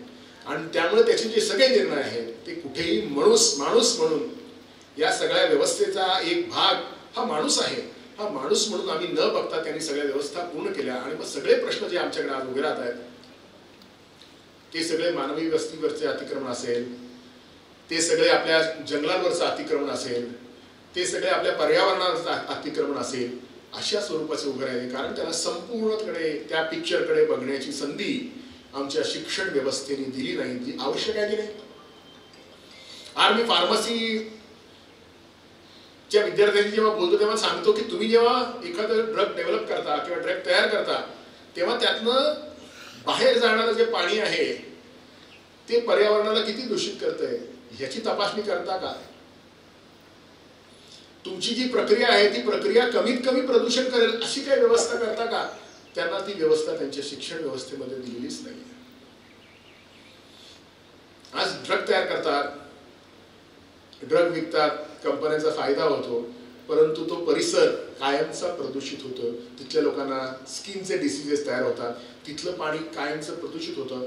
अनेक अशा केमिकल आणि फार्मसी कंपन्यांच्या आजूबाजूचं पाणी ह्याच्यामध्ये मृत मासे आपल्याकडे येतात. कारण ते तसंच प्रक्रिया न करता आपल्या पाण्यामध्ये सोडलं जातं. तुम्हाला होतं की माहित नाही, पण आम्ही लहानपणी जेव्हा ट्रेकला जायचो तेव्हा रस्त्यावरचं वाहणारं कुठलंही पाणी सहजपणे ओंजळीत घेऊन आम्ही पित होतो. कधी आम्हाला शंका आली नाही. आज ग्लास मधलं आरोचं पाणी सुद्धा प्यायची असेल तर आपल्याला शंका येते. याचं कारण असं पाण्याचं प्रदूषण मोठ्या प्रमाणात झालंय. त्यामुळे आपल्याला मिडास राजासारखं करायचं नाहीये. सारा समुद्र मेरे पास आहे, एक बूंद पाणी मेरी प्यास आहे. त्यामुळे शिक्षण व्यवस्था ही माणूस घडवणारी असली पाहिजे. शिक्षण व्यवस्था ही चांगला माणूस घडवणारी असली पाहिजे. शिक्षण व्यवस्था हा राष्ट्रप्रेमी माणूस घडवणारी असली पाहिजे. नाहीतर आम्ही फक्त मूल्य विरहित शिक्षण आज देतो आहे. शिक्षणामधलं मूल्य आम्ही काढून टाकलं आहे. मूल्य म्हणजे पैसे नाही, मूल्य म्हणजे व्हॅल्यूज. पूर्वीच्या शिक्षण पद्धतीमध्ये जोपर्यंत त्याची मूल्य तपासली जात नव्हती तोपर्यंत त्याला ज्ञान दिलं जात नव्हतं. आज आमचं शिक्षण ओव्हर द काउंटर मिळतंय. आमच्याकडे पैसे असले की आम्ही ते शिक्षण करतो. जास्तीत जास्त पालकांना त्यांचा विद्यार्थी IT आणि कॉम्प्युटरकडे गेलेला पाहिजे. आणि जे काही तुम्ही पेपर उघडल्यानंतर रोज बघताय, cyber fraud, cyber security, digital arrest, हे सगळे प्रश्न कुठून निर्माण झाले? कारण त्या विद्यार्थ्याला आम्ही एथिक्स शिकवलंच नाही. त्या विद्यार्थ्याची विचाराची क्षमता शिकवली नाही. आमच्या यंत्राला कळत नाही हो मनुष्याच्या खाजगी आयुष्यात किती प्रवेश करायचा हे यंत्राला कळत नाही, पण माणसाला आता कळत नाही अशी परिस्थिती आली. मोबाईलच्या माध्यमातून असेल, डिजिटल ऍपच्या माध्यमातून असेल, आणि सगळे जे आमचे सिरी किंवा असे सगळे असतील की जे आमच्या प्रत्येकाच्या वैयक्तिक आयुष्यामध्ये कारण नसताना आमची परवानगी न घेता दबवत आहेत. आणि त्यामुळे हे कुठेतरी व्हॅल्यू आपल्याला दिली पाहिजे. व्हॅल्यू न दिलेलं शिक्षण असेल तर ते संहारक असू शकतं. त्या विद्यार्थ्याला नोकरी नाही मिळाली. तुम्ही पूर्वी समजा एखाद्या विद्यार्थ्याला तुमच्या मारामारी करायची असेल त्याला काहीतरी काठी लाठी घ्यायला लागायची ना, बरोबर नाही? रस्त्यावर जायला लागायचं, कोणाशी तरी वाद करायचा, मग त्याला मारामारी करायला लागायची.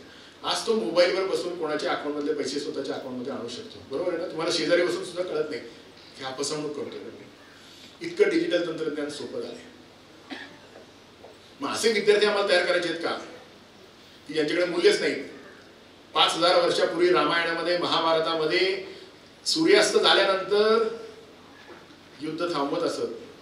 शत्रू असो किंवा मित्र असो सगळ्यांवर उपचार करत असत. ज्याच्या हातात शस्त्र नाही त्याच्यावर वार करत नसत, अशी मूल्याधारित सिस्टीम आमच्या भारतासारख्या खंडप्राय देशामध्ये त्यावेळेपासून होती. आज असं होतंय का?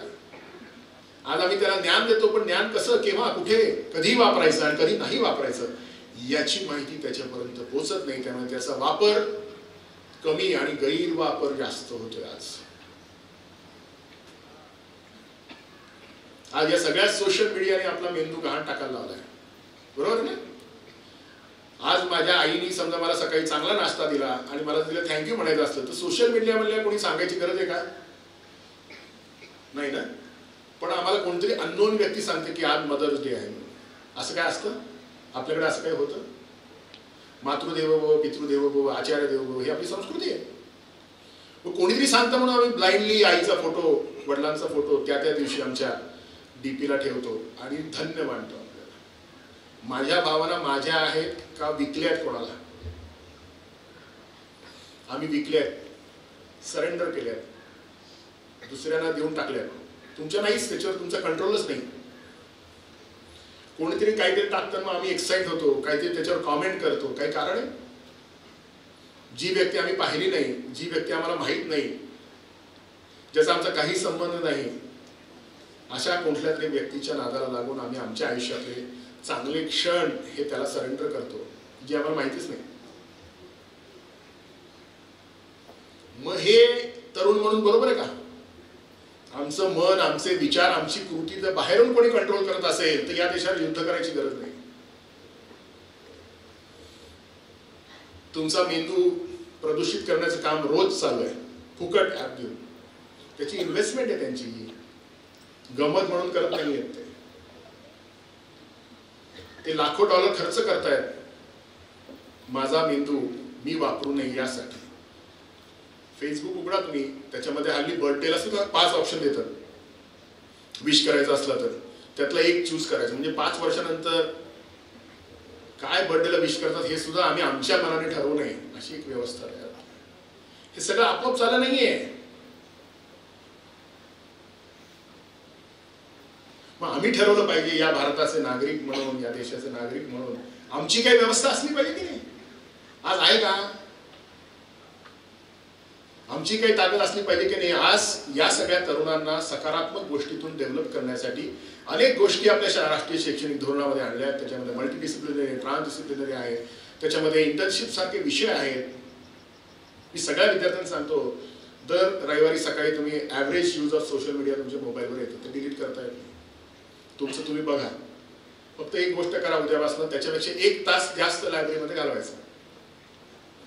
8 तास आहे तुमचं सगळ्यांचं कमीत कमी, बरोबर आहे की नाही? 1 तास जास्त तुम्ही लायब्ररीमध्ये घालवला की आपोआप तो कमी. त्यामुळे आमच्या समाजाला डिफॉर्म करायचं काम, सिस्टमॅटिक युद्ध करायचीच गरज नाही. आम्ही ऑलरेडी आमचा मेंदू गहाण ठेवून बसलो. तो वापरता आला पाहिजे, तो वापरला पाहिजे, यासाठी आपल्याला सगळ्यांना एकत्रितपणे काम करायचंय. Incremental contribution to the body of knowledge. तो ज्ञान पुढे द्यायचं. आपण ज्ञान पुढे देतो का? नाही. मागच्या पानावर पुढे 70 सालची डेफिनेशन आम्ही 25 सालापर्यंत लिहितो, त्याने काय फरक पडणार आहे? ती डेफिनेशन अजून 50 वर्ष मी लिहिली तरी काय उपयोग होणार आहे का त्याचा? ती डेफिनेशन व्यवहारात आणि व्यवसायात कशी वागवायची, कशी वापरायची हे जर आम्हाला कळलं नाही, आमचं फिजिक्सचं ज्ञान असेल, आमचं बॉटनीचं ज्ञान असेल, झुऑलॉजीचं ज्ञान असेल, त्याच्यामध्ये आम्ही काही कॉन्ट्रीब्यूट करतो की नाही? उत्तर नाही. जे माहित नाही, मौखिक आहेत, कारण त्याचं कुठे डॉक्युमेंटेशन करून ठेवलेलं नाही. मग अशा गोष्टी कुठेतरी त्या विद्यार्थ्याला कळल्या पाहिजेत. आज काय होतंय, आमचा विद्यार्थी फक्त एकाच विषयामध्ये तयार होतोय, त्याला बाकी विषयांची माहितीच असत नाही. मल्टीडिसिप्लिनरी आणि ट्रान्सडिसिप्लिनरी अशी संकल्पना आहे. पाहिली, ऐकली तुम्ही? याचा उपयोग काय? काहीतरी शिकायचं असं नाही, ती काय भेळ नाहीये, भेसळ नाहीये, मिक्स नाहीये. आता समजा सिव्हिल इंजिनिअरिंग आहे. सिव्हिल इंजिनिअरिंगचा एखादा विद्यार्थी सिव्हिल इंजिनिअरिंग शिकत असेल तर त्या विद्यार्थ्याला फक्त सिव्हिल इंजिनिअरिंगचं ज्ञान मिळतं. स्टील कसं चांगलं आहे, सिमेंट कसं चांगलं आहे, बाइंडिंग मटेरियल कसं चांगलं आहे, स्ट्रेंथ कुठली होते, कॅड कॅम कसं वापरलं जातं, याचंच ज्ञान 4 वर्ष दिलं जातं. परंतु ज्या ठिकाणी तो पूल उभारणार आहे, ज्या ठिकाणी तो इमारत उभारणार आहे, त्या ठिकाणच्या मानवी वस्तीच्या विस्थापनाचं काय हे त्याच्या सिलेबसमध्ये नाही. आणि म्हणून एखादा धरण उभारल्यानंतर 100 वर्ष 3 पिढ्या लोक विस्थापित होतात, कारण ते ज्ञान करणाऱ्याला दिलंच नाहीये. तिथली जैवविविधतेचं काय नुकसान करतोय ह्याचा अभ्यास त्याला होतच नाही. तिथल्या मनुष्य व्यक्तीपर्यंत किती आघात करतोय याचं ज्ञान त्याला होत नाही. किती गावं पाण्याखाली जाणार आहे, त्याचं नुकसान आपण कसं कमी करू शकतो याचं ज्ञान त्याला दिलं जाते. तो फक्त त्याची स्ट्रेंथ विषयी बघतो, त्याच्याविषयी बघतो, त्याच्या ज्ञानाविषयी बघतो, त्याचा ब्रिज किंवा त्याचं डॅम 100 वर्ष कसा टिकेल बघतो. पण मानवी व्यवस्थेवर असेल, पर्यावरणावर असेल, इकोसिस्टीमवर असेल, पशुपक्षी नदी नाल्यांवर होणारा परिणाम कुठेही त्याच्या अभ्यासक्रमाचा भाग नसल्यामुळे त्याच्याकडे तो बघतच नाही. आणि आज आपण बघतो मोठमोठी स्ट्रक्चर उभी राहिली. हिंजवडीमध्ये तुम्ही वाचलं असेल, काही बघितलं नाही. नैसर्गिक ओढे नाले काही बघितलं नाही, त्याला फक्त स्ट्रक्चर उभं करायचं होतं. आणि रस्त्यावर नद्या उभ्या राहिल्या. याचं कारण काय? कारण आम्ही एकांगी शिक्षण दिलं. आम्ही शिक्षणामधली माणुसकीच त्याची हरवून टाकली. मानवतेचा विचार करून इम्प्लिमेंटेशन निर्णय क्षमता करण्याची आमची ताकदच आम्ही शिक्षणामध्ये त्याला दिली नाही. आणि त्यामुळे त्याचे जे सगळे निर्णय आहेत ते कुठेही माणूस म्हणून या सगळ्या व्यवस्थेचा एक भाग हा माणूस आहे, हा माणूस म्हणून आम्ही न बघता त्यांनी सगळ्या व्यवस्था पूर्ण केल्या. आणि मग सगळे प्रश्न जे आमच्याकडे आज उभे राहत आहेत ते सगळे मानवी वस्तीवरचे अतिक्रमण असेल, ते सगळे आपल्या जंगलांवरचं अतिक्रमण असेल, ते सगळे आपल्या पर्यावरणाचं अतिक्रमण असेल, अशा स्वरूपाचे उभे राहिले. कारण त्याला संपूर्णकडे त्या पिक्चरकडे बघण्याची संधी आमच्या शिक्षण व्यवस्थेने दिली नाही, जी आवश्यक आहे की नाही. आज मी फार्मसीच्या विद्यार्थ्यांनी जेव्हा बोलतो तेव्हा सांगतो की तुम्ही जेव्हा एखादं ड्रग डेव्हलप करता किंवा ड्रग तयार करता तेव्हा त्यातनं बाहेर जाणारं जे पाणी आहे ते पर्यावरणाला किती दूषित करतंय ह्याची तपासणी करता का? तुमची जी प्रक्रिया आहे ती प्रक्रिया कमीत कमी प्रदूषण करेल अशी काही व्यवस्था करता का? त्यांना ती व्यवस्था त्यांच्या शिक्षण व्यवस्थेमध्ये दिलेलीच नाही. आज ड्रग तयार करतात, ड्रग विकतात, कंपन्यांचा फायदा होतो, परंतु तो परिसर कायमचा प्रदूषित होतो. तिथल्या लोकांना स्किनचे डिसीजेस तयार होतात, तिथलं पाणी कायमचं प्रदूषित होतं. अनेक अशा केमिकल आणि फार्मसी कंपन्यांच्या आजूबाजूचं पाणी ह्याच्यामध्ये मृत मासे आपल्याकडे येतात, कारण ते तसंच प्रक्रिया न करता आपल्या पाण्यामध्ये सोडलं जातं. तुम्हाला होतं की माहित नाही, पण आम्ही लहानपणी जेव्हा ट्रेकला जायचो तेव्हा रस्त्यावरचं वाहणारं कुठलंही पाणी सहजपणे ओंजळीत घेऊन आम्ही पित होतो. कधी आम्हाला शंका आली नाही. आज ग्लास मधलं आरोचं पाणी सुद्धा प्यायची असेल तर आपल्याला शंका येते. याचं कारण असं पाण्याचं प्रदूषण मोठ्या प्रमाणात झालंय. त्यामुळे आपल्याला मिडास राजासारखं करायचं नाहीये. सारा समुद्र मेरे पास आहे, एक बूंद पाणी मेरी प्यास आहे. त्यामुळे शिक्षण व्यवस्था ही माणूस घडवणारी असली पाहिजे.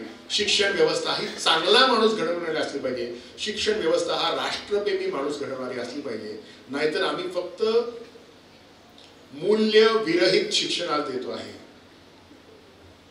शिक्षणामधलं मूल्य आम्ही काढून टाकलं आहे. मूल्य म्हणजे पैसे नाही, मूल्य म्हणजे व्हॅल्यूज. पूर्वीच्या शिक्षण पद्धतीमध्ये जोपर्यंत त्याची मूल्य तपासली जात नव्हती तोपर्यंत त्याला ज्ञान दिलं जात नव्हतं. आज आमचं शिक्षण ओव्हर द काउंटर मिळतंय. आमच्याकडे पैसे असले की आम्ही ते शिक्षण करतो.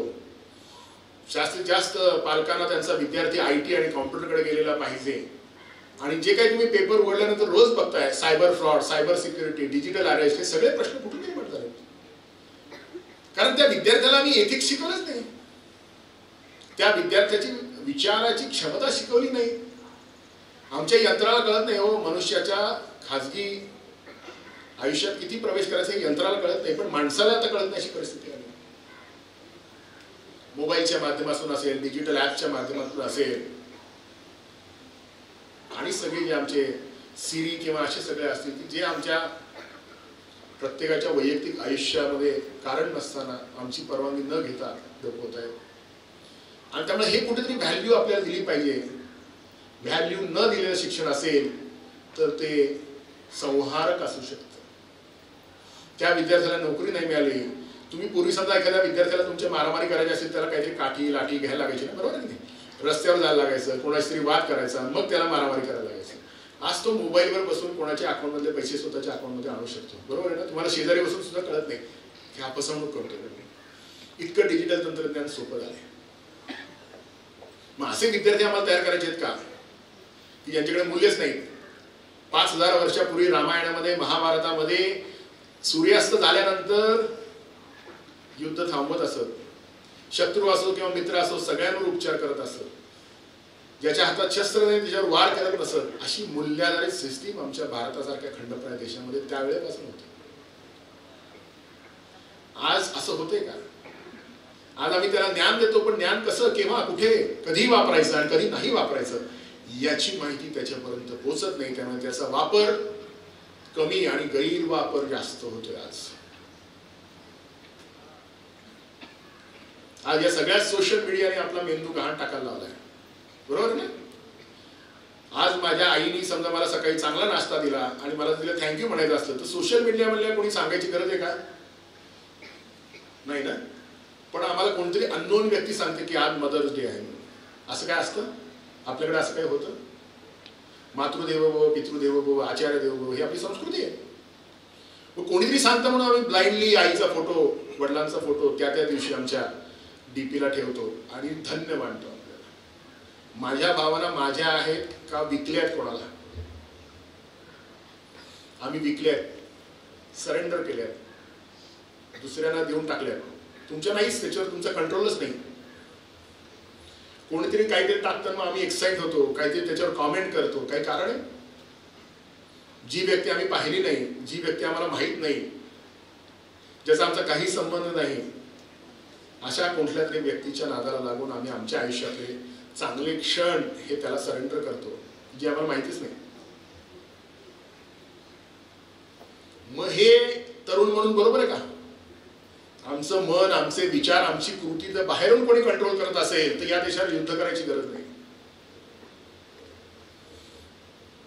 तुमचा मेंदू प्रदूषित करण्याचं काम रोज चालू आहे, फुकट ऍप देऊन. त्याची इन्व्हेस्टमेंट आहे, त्यांची गमत म्हणून करत नाही. ते लाखो डॉलर खर्च करतायत माझा मेंदू मी वापरू नये यासाठी. फेसबुक उघडा तुम्ही, त्याच्यामध्ये हल्ली बर्थडेला सुद्धा 5 ऑप्शन देतात. विश करायचं असलं तर त्यातला एक चूज करायचं. म्हणजे 5 वर्षानंतर काय बर्थडेला विश करतात हे सुद्धा आम्ही आमच्या मनाने ठरवू नये अशी एक व्यवस्था आहे. हे सगळं आपोआप झालं नाहीये. मग आम्ही ठरवलं पाहिजे या भारताचे नागरिक म्हणून, या देशाचे नागरिक म्हणून आमची काही व्यवस्था असली पाहिजे की नाही? आज आहे का? आमची काही ताकद असली पाहिजे की नाही? आज या सगळ्या तरुणांना सकारात्मक गोष्टीतून डेव्हलप करण्यासाठी अनेक गोष्टी आपल्या राष्ट्रीय शैक्षणिक धोरणामध्ये आणल्या आहेत. त्याच्यामध्ये मल्टीडिसिप्लिनरी, ट्रान्सडिसिप्लिनरी आहे, त्याच्यामध्ये इंटर्नशिप सारखे विषय आहेत. मी सगळ्या विद्यार्थ्यांना सांगतो, दर रविवारी सकाळी तुम्ही average use of social media तुमच्या मोबाईलवर येतं, ते डिलीट करता येतं. तुमचं तुम्ही बघा. फक्त एक गोष्ट करा उद्यापासून, त्याच्यापेक्षा 1 तास जास्त लायब्ररीमध्ये घालवायचा. 8 तास आहे तुमचं सगळ्यांचं कमीत कमी, बरोबर आहे की नाही? 1 तास जास्त तुम्ही लायब्ररीमध्ये घालवला की आपोआप तो कमी. त्यामुळे आमच्या समाजाला डिफॉर्म करायचं काम, सिस्टमॅटिक युद्ध करायचीच गरज नाही. आम्ही ऑलरेडी आमचा मेंदू गहाण घेऊन बसलो. तो वापरता आला पाहिजे, तो वापरला पाहिजे. यासाठी आपल्याला सगळ्यांना एकत्रितपणे काम करायचं आहे. Incremental contribution to the body of knowledge. तो ज्ञान पुढे द्यायचं. आपण ज्ञान पुढे देतो का? नाही. मागच्या पानावर पुढे 70 सालची डेफिनेशन आम्ही 25 सालापर्यंत लिहितो, त्याने काय फरक पडणार आहे? ती डेफिनेशन अजून 50 वर्ष मी लिहिली तरी काय उपयोग होणार आहे का त्याचा? ती डेफिनेशन व्यवहारात आणि व्यवसायात कशी वागवायची, कशी वापरायची हे जर आम्हाला कळलं नाही, आमचं फिजिक्सचं ज्ञान असेल, आमचं बॉटनीचं ज्ञान असेल, झुऑलॉजीचं ज्ञान असेल, त्याच्यामध्ये आम्ही काही कॉन्ट्रीब्यूट करतो की नाही? उत्तर नाही. आम्ही फक्त परीक्षेत पास होतो. मग जे ज्ञान 70 साली तयार होते ते 2025 साली आम्ही पेपरमध्ये लिहितो, स्वतःला पाठीला शाबासकी मिळवून घेतो, A ग्रेड मिळते, आम्हाला 60% मार्क मिळतात आणि आम्हाला वाटलं वा आम्ही फर्स्ट क्लासली पास झालो. त्याचं करायचं काय? त्या ज्ञानाचं करायचं काय? आज कॉमर्सच्या विद्यार्थ्याला मी टॅलीचं समजा पेन ड्राईव्ह दिला आणि त्याला सांगितलं की या कंपनीमध्ये 10 लाख रुपयाचा अफरातफर झाली आहे, जरा शोधून काढ बरं, तर तो उघडताच येणार नाही. एमकॉमच्या विद्यार्थ्याला उघडता येत नाही, कारण तो म्हणतो हा माझ्या सिलेबसचा भाग नव्हता. त्यामुळे असं ज्ञान आपल्याला मिळवायचं आहे की त्याच्या पुढे जाऊन आपल्याला त्या ज्ञानाचा उपयोग 2025, 2037, 2027 मध्ये करता आला पाहिजे. मोदीजींनी सांगितले 2047 आपण विकसित भारताच्या टप्प्याकडे जाणार आहे. विकसित महाराष्ट्राच्या टप्प्याकडे जायचं आपल्या माननीय मुख्यमंत्र्यांचं स्वप्न आहे. परंतु हे करणारा तरुण जो आहे तो मोबाईलमध्ये हरवलेला असला तर त्याचा काय उपयोग आहे का? आज आम्ही गुगल मॅप लावतो, बरोबर आहे की नाही? छोट्या छोट्या गोष्टीत लावतो. एक दिवस जर गुगल मॅपने ठरवलं की 2 तास सेवा बंद करायची, निम्मे लोक स्वतःच्याच घरी जाणार नाही. कारण आम्ही कधी डोकून पाहिलंच नाही कुठलं झाड येतं, कुठलं दुकान येतं, कुठलं पानाचं शॉप येतं, कुठलं किराणामालाचं दुकान येतं आमच्या घराच्या कॉर्नरला, आम्हाला माहितच नाही. गुगल मॅप जरी आम्हाला नदीमध्ये घेऊन गेला, तलावामध्ये घेऊन गेला, पाण्यात बुडवलं तरी आम्हाला गुगल मॅपवर विश्वास आहे. कारण आम्ही ठरवलंय आमचा मेंदू आम्ही गुगल मॅपला किंवा त्या सगळ्या इकोसिस्टमला गहाण ठेवलेलं आहे. त्यांचं ज्ञान हे सर्वोत्तम ज्ञान, आमचं ज्ञान हे दुय्यम दर्जाचं ज्ञान आहे. आणि त्यामुळे आपल्याला प्रयत्न करायचा आहे UG लेवलला आपले फंडामेंटल्स क्लिअर असले पाहिजेत आणि त्या ज्ञानाचा उपयोग आपल्या भारतीय समाजासाठी कसा करता येईल. आज लासलगाव सारख्या गावात आहे किंवा नारायणगाव सारख्या ठिकाणी आहे किंवा नाशिक पुणे महामार्गावरती अनेक गावं आहेत. तुम्ही पाहता की तिथं अनेक शिक्षण संस्थांचं जाळं आहे आणि त्या भागातले शेतकरी दरवर्षी ठराविक काळामध्ये आपलं उत्पन्न रस्त्यावर फेकून देतात. टोमॅटो रस्त्यावर फेकतात, कोथिंबीर रस्त्यावर फेकतात, कांदा रस्त्यावर फेकतात. मग आपण शिक्षण संस्था म्हणून ही जबाबदारी घेणार नाही का की आमच्या आजूबाजूच्या आमच्या महाविद्यालयाच्या परिघाच्या बाहेर असणारे जे प्रश्न आहेत त्या प्रश्नांवर संशोधन करून आम्हाला काहीतरी सोल्युशन काढलं पाहिजे. आणि म्हणून स्वायत्तता या नावाची संकल्पना राष्ट्रीय शैक्षणिक धोरणामध्ये आली आहे की तुम्ही स्वायत्त व्हा. तुमच्या परिसराशी निगडीत असणाऱ्या सगळ्या जणांसाठी आवश्यक असणारे अभ्यासक्रम बनवा. मग येवल्याचे लोक पैठणीचा अभ्यासक्रम बनवतील, नाशिकचे लोक ग्रेप ग्रेडिंगचा अभ्यासक्रम किंवा वाईन टेक्नॉलॉजीचा अभ्यासक्रम बनवतील, लासलगावचे लोक ओनियन मधनं पावडर करायचे अभ्यासक्रम बनवतील, नारायणगंजला कोथिंबीर कसं मॅनेज करायचं त्याचे काय अभ्यासक्रम बनवतील, टोमॅटोचं प्युरी कशी काढायची त्याचे अभ्यासक्रम बनवतील. आणि मग आपल्या समाजाशी आपली नाळ जेव्हा जोडली जाईल तेव्हा राष्ट्रीय शैक्षणिक धोरण खरंच यशस्वी झालं असं होणार. राष्ट्रीय शैक्षणिक धोरण म्हणजे पदवीचं स्टँडर्डायझेशन, पदवीमध्ये वेगवेगळे विषय असा विषय नसून आम्हाला एक मूल्याधिष्ठित समाज आज उभा करायचा आहे. आणि हा तुम्हा आम्हाला सर्वांना करायचा. आज 27-30% लोक या परिघात आहेत, उरलेले लोक तर परिघातच नाहीत, त्यांना माहितीच नाही उच्च शिक्षण काय असतं ते. त्यातल्या जास्तीत जास्त लोकांना डिजिटल माध्यमातून आपल्याला परिघामध्ये आणायचं आहे. आणि त्यामुळे जी लॅब तुम्ही केलेली आहे ऑनलाईन माध्यमातून शिक्षण सर्वांपर्यंत पोहोचलं पाहिजे अशी व्यवस्था आपल्याला पुढच्या काळात करायची आहे. कारण आज पुणे मुंबई अहिल्यानगरमध्ये विद्यार्थी जायचा म्हणला, विद्यार्थी जायची म्हणली तरी शिक्षण जरी फुकट असलं किंवा शिक्षण जरी अल्प फी मध्ये असलं तरी राहणे आणि बाकी सगळी इन्सिडेंटल कॉस्ट ही मोठी आहे. पुण्यासारख्या शहरात 60,000 ते 1,00,000 कॉस्ट आहे राहण्याची जेवणाची 1 वर्षाची. अहिल्यानगरमध्ये कदाचित ती कॉस्ट आणखी 50-60,000 असेल 1 वर्षाची. त्यामुळे शिक्षण जरी फुकट दिलं, शिक्षण जरी अल्प किमतीमध्ये दिलं तरी त्यांना परवडणार नाही. त्यामुळे हायब्रिड एज्युकेशन असा संकल्पना आपण घेऊन पुढे जातो. त्यामुळे आपल्याला हा प्रयत्न करायचा या वर्गात असणाऱ्या विद्यार्थ्यांच्या पलीकडे जाऊन इथल्या समाजाला आपल्याला काय मदत करता येईल, इथल्या बाकीच्या विद्यार्थ्यांना आपल्याला शिक्षणाच्या परिघामध्ये भले सर्टिफिकेट कोर्सच्या रूपातून असेल, 2 क्रेडिटचा एखादा चांगला अभ्यासक्रम असेल, फायनान्शियल लिटरसी असेल, सायबर सिक्युरिटी असेल, असे अभ्यासक्रम आपल्याला आपल्या स्टुडिओमध्ये तयार करून आपल्या LMS माफक किमतीमध्ये 50-100 रुपयामध्ये इथल्या लोकांना देता येतील. आणि निश्चितपणे तो जो जागर आहे, शिक्षणाचा जागर आहे, क्रेडिटचा जो जागर आहे तो आपल्याला तयार करता येईल. त्यामुळे या सगळ्या राष्ट्रीय शैक्षणिक धोरणाच्या पुढील वाटचालीमध्ये सगळ्यात पहिले भारताचा एक नागरिक चांगला बनवायचा की तो मूल्याधारित असेल, त्याचा विचार व्हॅल्यू बेस असतील, त्याला आपल्या ज्ञानाचा वापर कुठे करायचा आणि कुठे नाही करायचा याची जाणीव प्रखरपणे असेल, तो या राष्ट्राच्या मूल्यांशी अटॅच झालेला असेल आणि त्याच्या ज्ञानाचा उपयोग तो सकारात्मक दृष्टिकोनातून, पर्यावरणाच्या दृष्टिकोनातून, समाजाच्या दृष्टिकोनातून, सामान्य माणसाच्या दृष्टिकोनातून विचार करेल आणि त्याचे निर्णय हे संतुलित असतील. प्रॉफिट कमवू नये असं मी म्हणत नाही, परंतु प्रॉफिट कमवताना लॉंग टर्म आपण जर कोणाचं नुकसान करणार असू तर त्याच्यामध्येही लक्ष देण्याची आवश्यकता आहे. असा समाज जर आपल्याला निर्माण करता आला, हे फक्त माझं सावित्रीबाई फुले पुणे विद्यापीठाचं किंवा संस्थेच्या पदाधिकाऱ्यांचं कर्तव्य नाही, भारताचा नागरिक म्हणून आम्हाला या सगळ्या गोष्टीत बघायचं आहे. मी तर शिकणारच आहे, मी चांगलं शिकणार आहे, मी मूल्यधारी शिक्षण घेणार आहे, पण माझ्या आजूबाजूला असलेल्या शिक्षणाच्या प्रवाहात नसलेल्या सगळ्या लोकांना कुठल्या ना कुठल्या रूपाने या शिक्षणाच्या प्रवाहाशी कसं मला जोडता येईल या दृष्टिकोनातून आपल्या सगळ्यांना प्रयत्न करायचा आहे. हेच झालं तर हा सुजलाम सुफलाम देश पुन्हा आपला विश्वगुरु होण्यासाठी आमचं कॉन्ट्रीब्युशन असेल. कारण शिक्षणाविना समाज घडणं हे कितपत योग्य आहे हे आपणही विचार करू शकता. त्यामुळे चांगलं शिक्षण, मूल्याधारित शिक्षण आपण निश्चितपणे देऊ. या सहकार मनस्वी स्वर्गीय दादा पाटील राजळे भाऊ यांच्या 130व्या जयंतीनिमित्त आपण सगळे संकल्प करूया की या भारताचा एक नागरिक म्हणून मी माझं शिक्षण चांगल्या पद्धतीने पूर्ण करेलच, परंतु हे सगळं करत असताना माझ्या समाजातल्या इतर लोकांना सुद्धा शिक्षणाच्या प्रवाहात आणण्यासाठी जे जे काही प्रयत्न आहेत ते सगळे करेन.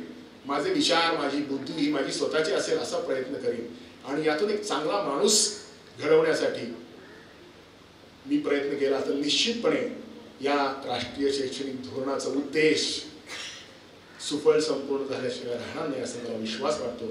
2047 साली कदाचित आम्ही सगळेजण इथे नसू कदाचित, परंतु त्यावेळी तो समाज तुम्ही चालवणार आहात. आज तुम्ही लक्षात घ्या, तुम्ही 2028 साली 27 साली जेव्हा पास होणार आहे तेव्हा 30 वर्ष तुम्ही या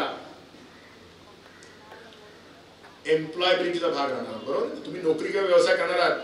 2030 साली गोष्टी कशा होतील आपल्याला माहिती आहे. 2040 साली वाहनं जमिनीवर चालतील का हवेत चालतील माहिती आहे तुम्हाला. 2050 साली बुलेट ट्रेन आली तर आपण 15 मिनिटात एका देशातून दुसऱ्या देशात जाऊ शकू, आम्हाला माहिती. त्यामुळे ज्या वेगाने भारताचं सगळं सगळं बदलत आहे, पुढच्या 30 वर्षाचं नेतृत्व आजच्या तरुणांनी करायचंय. त्याच्यासाठी विचारांची बैठक घडवण्याचं काम या राष्ट्रीय शैक्षणिक धोरणाच्या माध्यमातून आपल्याला करायचंय. मी आपल्या सगळ्यांचे मनापासून आभार मानतो. आपण हा संकल्प घेऊन जा.